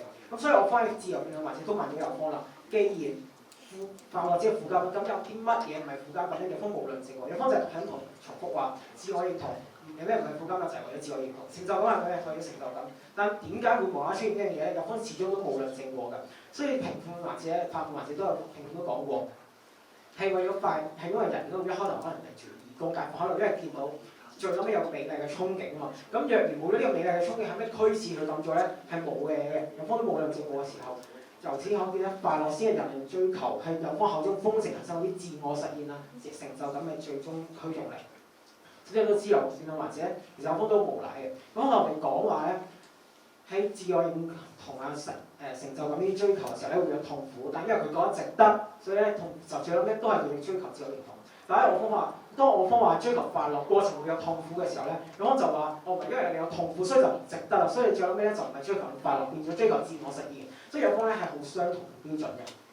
所以咧，甚至有方都冇論證過點解我過程中痛苦同我最後尾目標係一定有相衝關係。過程痛苦係咪必然就等於目標一定會過啲咧？冇論證過㗎。所以甚至有方第二個論點同我哋講話嘅咧，我過多嘅物欲咧就會令到壓縮咗，係追求咗過多嘅快樂就會壓縮咗其他空間，嗰啲咩自我認同就冇咗。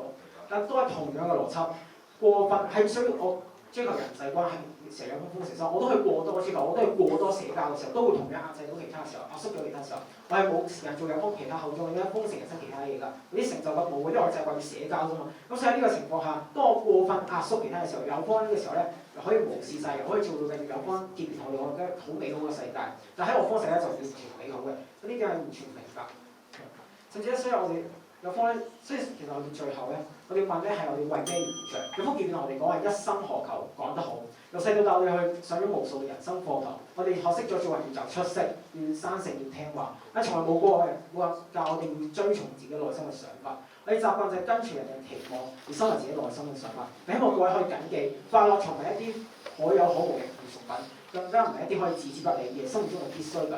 或者我哋最後尾行嘅路可能唔係最完美，但至少去到我哋年華老去彌留之際，我哋可以做到問心無愧，無悔此生。最重要嘅係追求快樂，令到我哋真正揾到自己人生嘅定位。或者我哋路咧未係最完美，但起碼我哋係最快樂、最滿意。最後新嘅一年喺度祝大家可以健自快樂，真正為自己而活着。多謝各位。光節目所用時間為3分43秒，無過時無需扣分。經過一番爭辯，比賽告一段落。有請3位評判稍作休息，亦請台上辯論員到台下休息。港理工大學中國語文教學中心導師蔡玉明女士。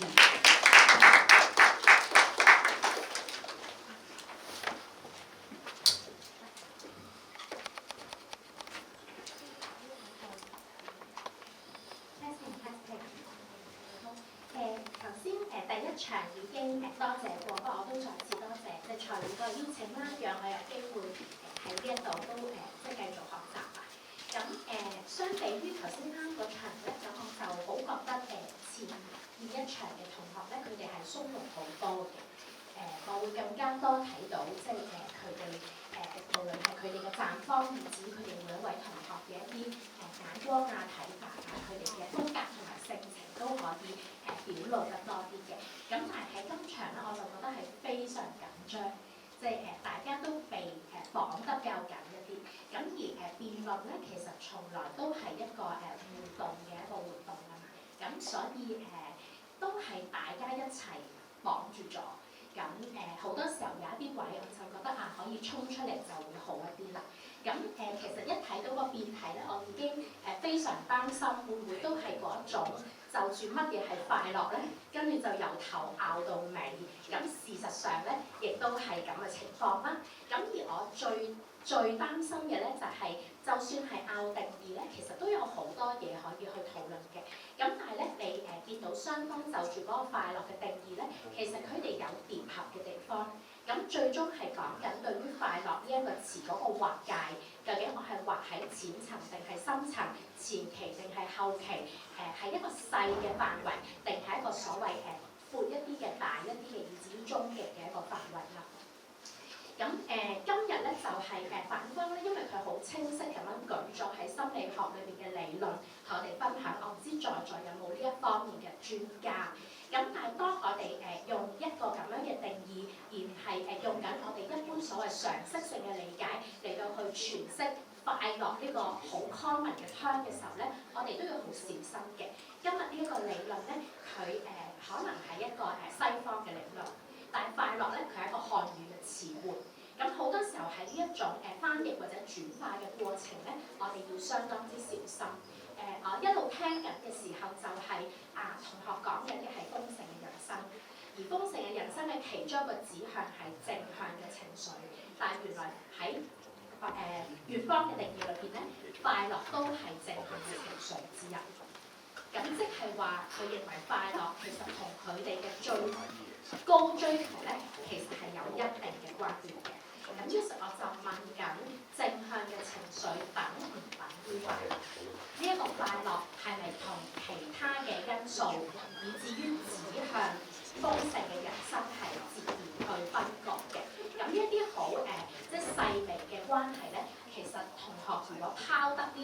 概念咧，或者都係有一個論證嘅一個責任喺裏邊啦。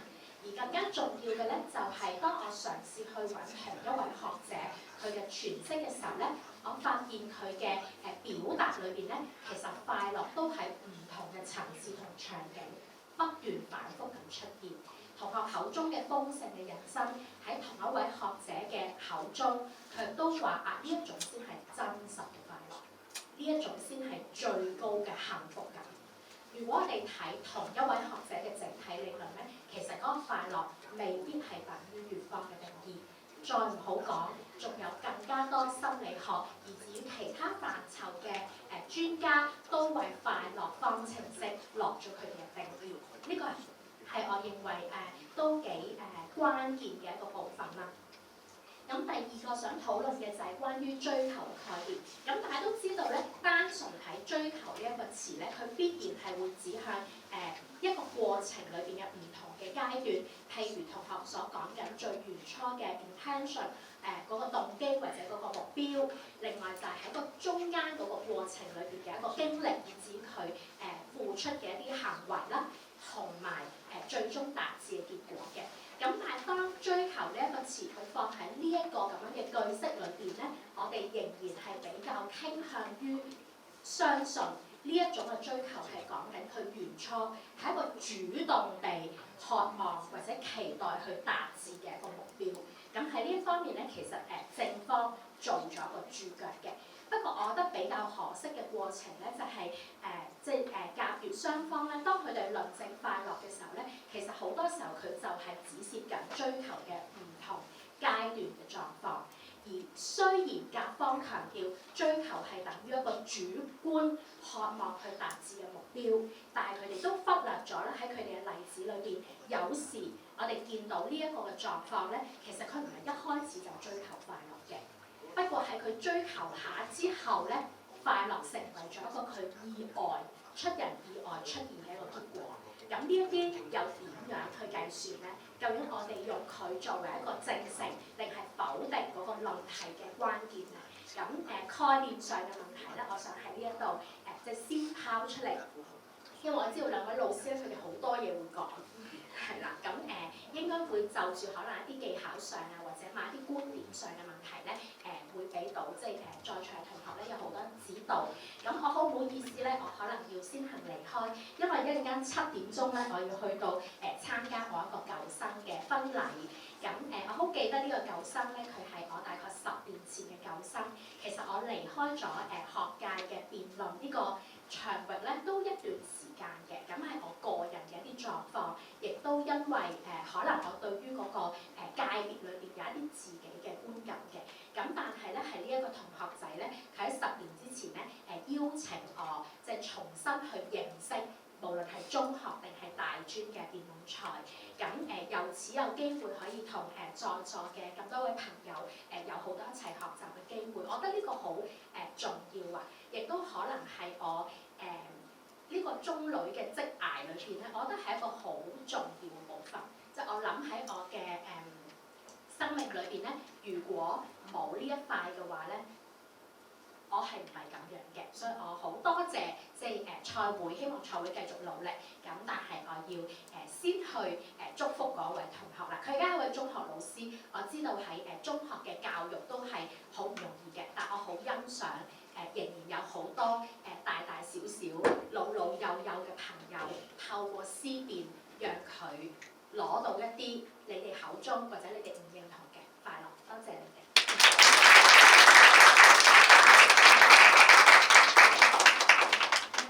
蔡女士嘅評語。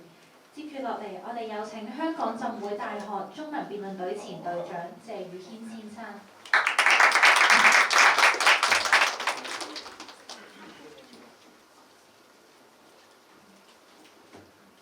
好，大家好。咁樣咧，我個人冇咩內涵嘅，所以我就住呢條辯題咧，其實冇咩人生觀或者好嘅建議俾大家啦。咁我純粹純 technical 嘅角度咧去講我點樣去理解呢場比賽。我嘅評語分3部分，第一部分 introduction， 第二部分咧就係關於對雙方主線嘅點評，第三部分係對攻防嘅建議。第第一部分 introduction。咁其實呢場比賽咧好簡單嘅啫，正如剛才蔡老師所講啦，就係快樂的定義。所以甲方嚟講咧，其實做嘅方法就係捆綁咗所有反方講嘅其他嘅人生追求，你都捆綁成為其實無非最終都是快樂。咁然後反方就係做切割，就係最終其實好多事係同快樂無關。所以其實今場比賽嘅勝負關鍵咧，主要基本上唯一咧都係呢一樣。但係大家諗一諗咧，你就住呢方面所使用嘅時間係咪真係咁多？呢個係第一點。第二點就係咧，呢場比賽除咗係剛才嗰部分係作為你哋嘅主要爭拗點之外咧，另一部分咧，我覺得大家忽略咗嘅就係罪。罪係一個比較的概念。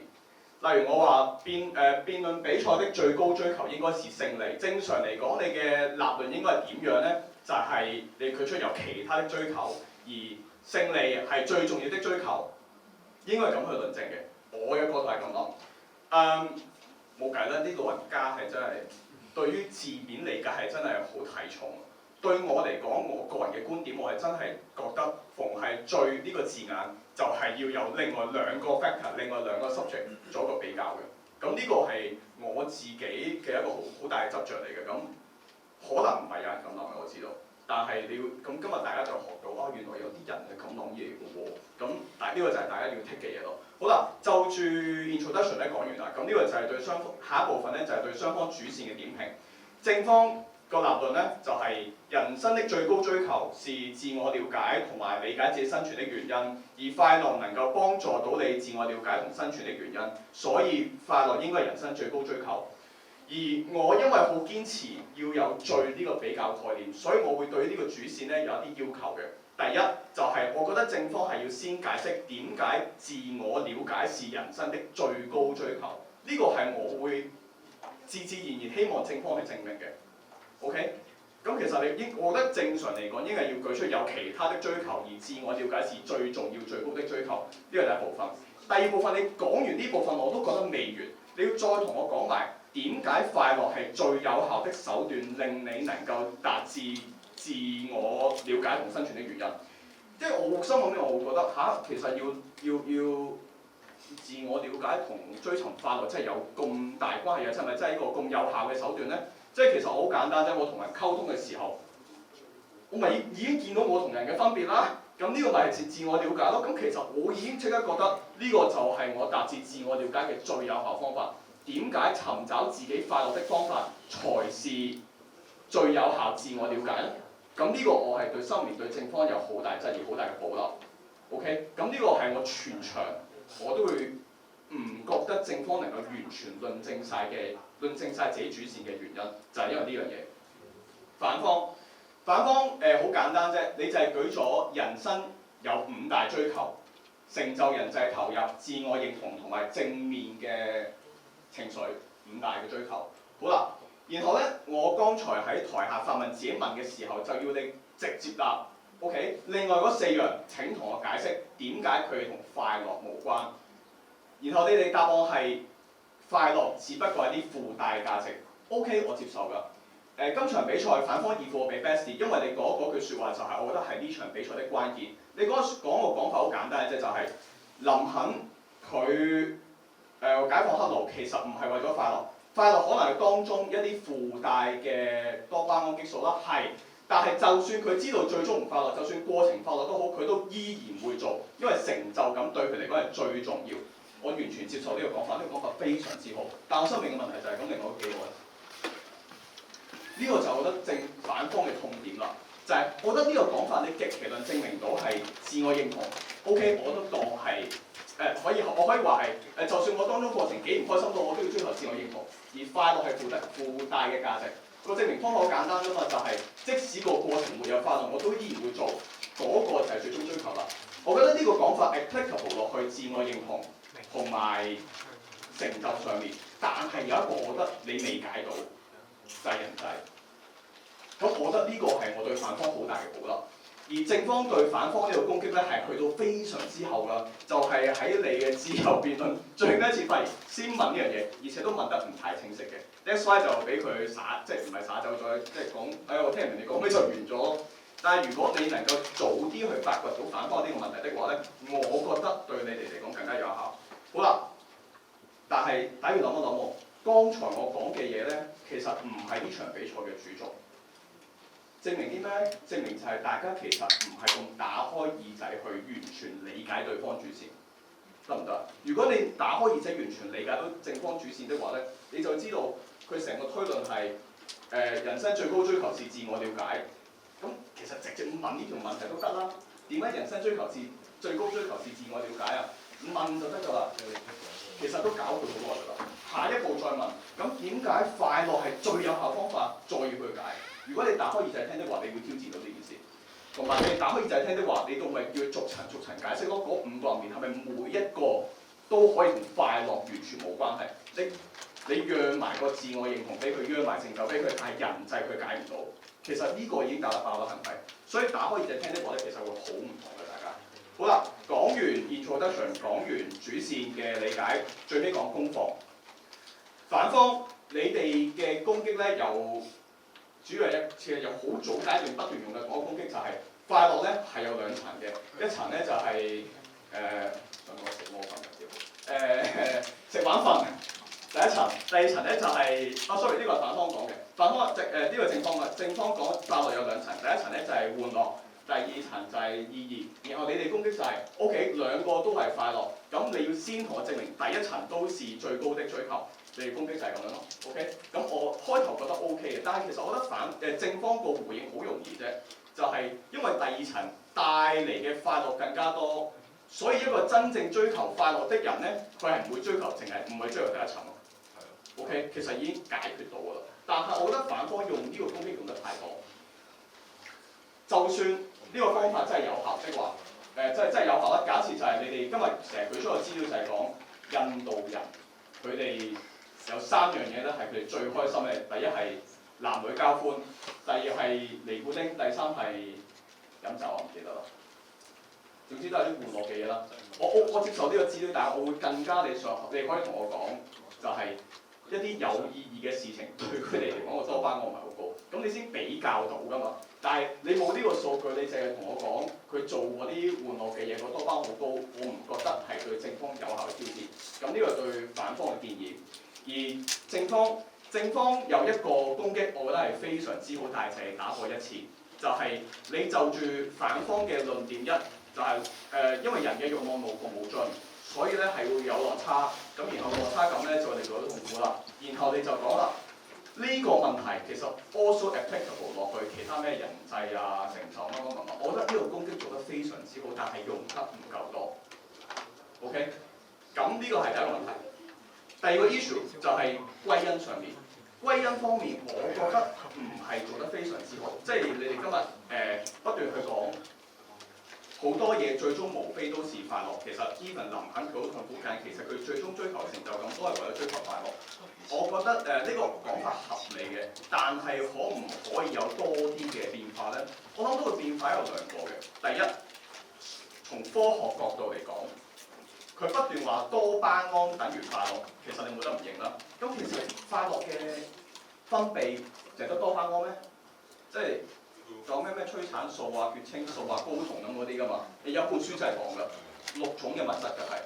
而林肯佢嗰啲咩？佢嗰個成就感咪就係睾酮素、自信同埋同與人連結，亦都係咩血清素定唔知催產素唔記得啦。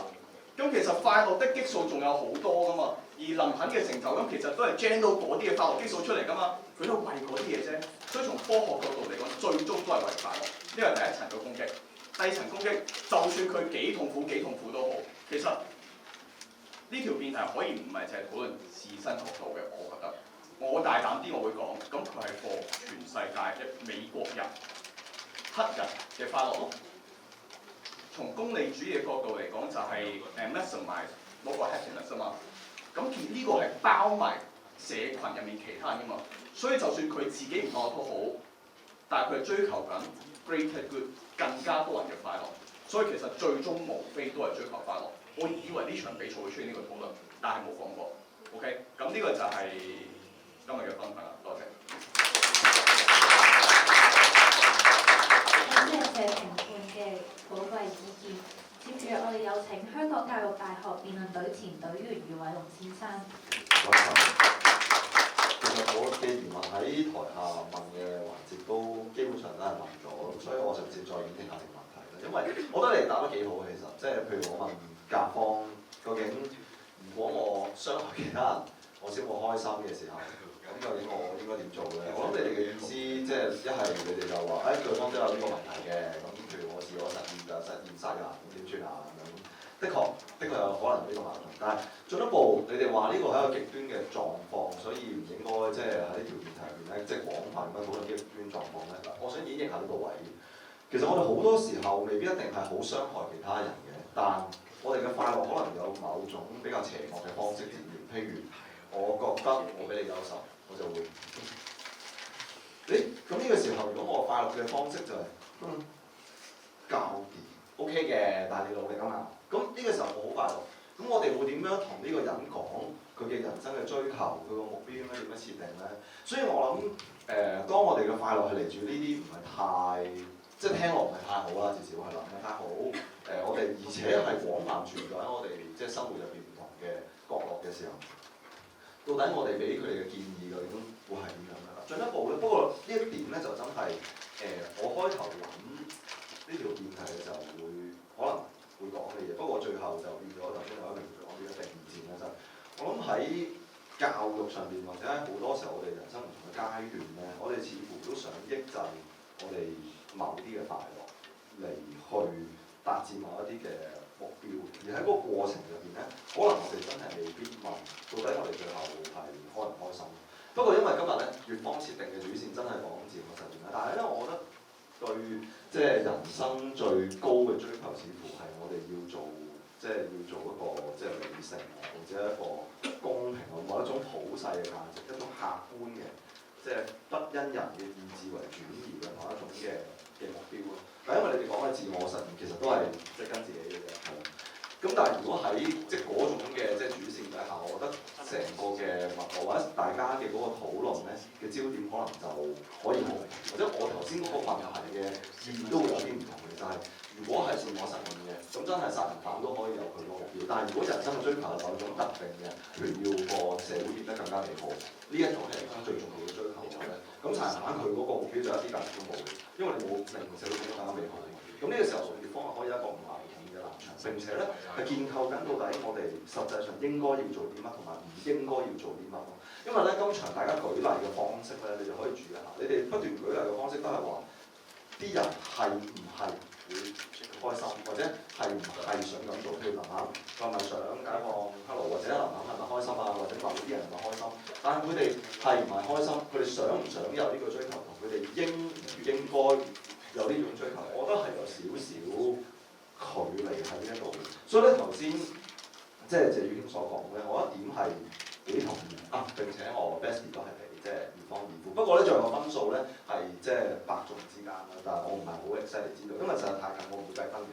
係啦，咁點解即係我會俾咧？就係因為我哋追求某樣嘢，佢會帶嚟快樂呢種感覺，係咪等於我哋本身個目標就係呢一樣嘢，即係快樂呢樣嘢本身咧？我認為確實係有一個即係好大嘅疑問喺呢一度，係啦，咁。所以點解呢個就係當佢解釋到呢個原因，或者拆解到兩者嘅關係，並不等於即係你成日都見到一齊出現，唔代表我因為呢樣嘢而做嘅，係啦。即係譬如打辯論，咁大家成日都會即係要講嘢好流暢啊，或者可能演繹要流暢。咁但係咪代表打辯論就成日追求呢樣嘢，或者主要追求呢樣嘢咧？咁我覺得可以有一個疑問喺呢一度。咁所以，我覺得呢個邏輯係即係解釋得即係幾清晰，亦都係解釋緊應然嘅問題咯。主要係就係當我哋問我哋應該要追求啲咩嘅時候，個意思應該係當你做決定，你人生要追求啲乜？你第一下問自己嘅問題係：我正唔正嗰單嘢？我解放黑奴我爽唔爽啊？我好爽喎！去啊去啊！定還是第一下問解放黑奴係咪符合即係呢個社會需要，或者會令到其他人變得幸福？我開唔開心呢樣嘢，我做決策嘅時候係一個唔會問，甚至會排到好後先問嘅一個問題。咁但係當然呢個位置咧，就真係即係講咗一下亦都唔係演繹得好仔細喺成個咧，即係人係做決策嘅時候去做釐定自己目標嘅時候，嗰種心境同埋狀態究竟會係點樣？咁所以就會變咗喺一啲具體嘅攻防入邊咧，當甲方去問你，咦究竟你講嗰啲目標究竟點解可以調離咗快樂㗎？冇快樂點解會產生到呢樣嘢嘅時候，我自己都會產生呢一種疑問。所以點解我喺自己問嘅時候，我都想知道究竟佢係點樣嚟？因為你哋俾我答案就係佢，我唔係好記得，冇乜記憶點。你答出嚟，我冇乜太大嘅記憶點，係啦。所以我就覺得，咦，究竟我如果唔係好開心嘅話，嗰樣嘢究竟點解令我產生一種我希望去做嘅一個即係一個狀態咧？我原本以為嗰個答案就係、其實你可能真係未必想做，但你應該要做。有啲你未必想做嘅嘢，反而係應該成為你人生嘅追求。所以喺教育入邊咧，個學生即係頭先講啦，即係佢中意做比較啊嘛，所以中學生咪會標奇立異嘅。即係雖然你哋啱啱經過中學，你哋大概都知啦，即係令到自己可能突出啲啊，諸如此類總會有噶嘛。就同同學或者同其他人做比較嘅呢一種心態，可能佢都會係常見，而且係好多人都存在。但係佢存在，佢常見，佢開心，唔等於呢樣嘢就係應該咯。我原本以為個意思會係咁樣，但係就係咯，又唔係好貫徹呢一樣嘢啦。咁所以我覺得最後就係即係嗰個伯仲之間係大體上咧，我覺得個框架上咧，我都會接納開心同其他目標咧係可能係可以切割得到嘅，有機會切割得到嘅，係經驗嘅呢個角度就係未必因為開心而去做一個決定，或者去選擇自己人生嘅一個方向。但喺具體嘅攻防入邊，係咪每一次或者大部分嘅階段都好有效咁應對到甲方對於乙方嘅質疑咧？呢個我又覺得係並非即係並唔係咁樣，每一次都好有效咁樣，好利落咁樣回應得到，係啦咁樣樣。咁大概就係咁樣咯。咁我覺得呢場比賽即係雙方即係頭先評判話你哋都好緊張，但係其實我又覺得可能係因為你哋真係唔係好習慣，或者唔係好即係好常去講呢啲價值嘅嘢啊嘛。我唔肯定，因為喺你哋嘅嗰個即係討論入邊咧，都會比較抽離少少嘅，即係可能代表你自己角色入邊咧會容易啲。我覺得反而係會容易啲咧去理解到底即係嗰個自我追求啊，或者係即係人生目標應該係點。因為譬如咧有啲例子咧好似係台下你哋有講過嘅，你哋有講話睇嗰啲咩短視頻睇到好開心啊，跟住如果呢一啲咁嘅快樂係會變得空虛，佢慢慢就會轉向其他有意義啲嘅快樂。其實我第一下咧嘅諗法咧就會覺得，咦，究竟你哋嘅真實經歷係咪咁嘅咧？我覺得真係唔係，因為咧如果按照甲方嘅理解咧，我一路睇咯，睇到唔開心為止。但係實際上咧，其實我會睇下一段更令我開心嘅視頻，更興奮、更刺激、更爽嘅視頻。呢個似乎先係嗰個即係真實嘅狀態。嗰啲小朋友啊，至少佢哋真實嘅狀態會係咁。如果我同佢講話快樂係最緊要咧，似乎佢會一路睇到中六都有啲唔開心，知道未來有啲唔開心嘅時候，佢先可能會開始改變。咁所以我覺得即係真實嘅狀態咧，如果佢即係講多少少，可能會容易啲產生嗰種係，咦，究竟係咪真係好似甲方所講咁樣咧？即係人嗰種調節啊，或者自己去將高層次追求、低層次追求嗰種整合嘅能力，係咪真係你想象中咁高？因為你哋真係好睇嗰個人有幾強嘅反思能力。但如果真係咁強嘅反思能力咧，應該躺平啊，或者嗰啲教育啲老師咧，成日要鬧人嘅需要或者必要性咧，其實真係冇咁強，係咁，所以就即係大體上係咁樣咯。咁就感謝大家。我哋3題最佳辯論嘅獎項，真係好抱歉啦，因為我個人嘅疏忽，所以獎杯佳落唔到我。係啦，咁我睇到咗嘅時候傳翻發俾大家，再補翻俾大家。咁就現在宣佈賽果。首先我哋會先宣佈最佳辯論員嘅獎項。今場嘅最佳辯論員係乙方已父陳柏浩。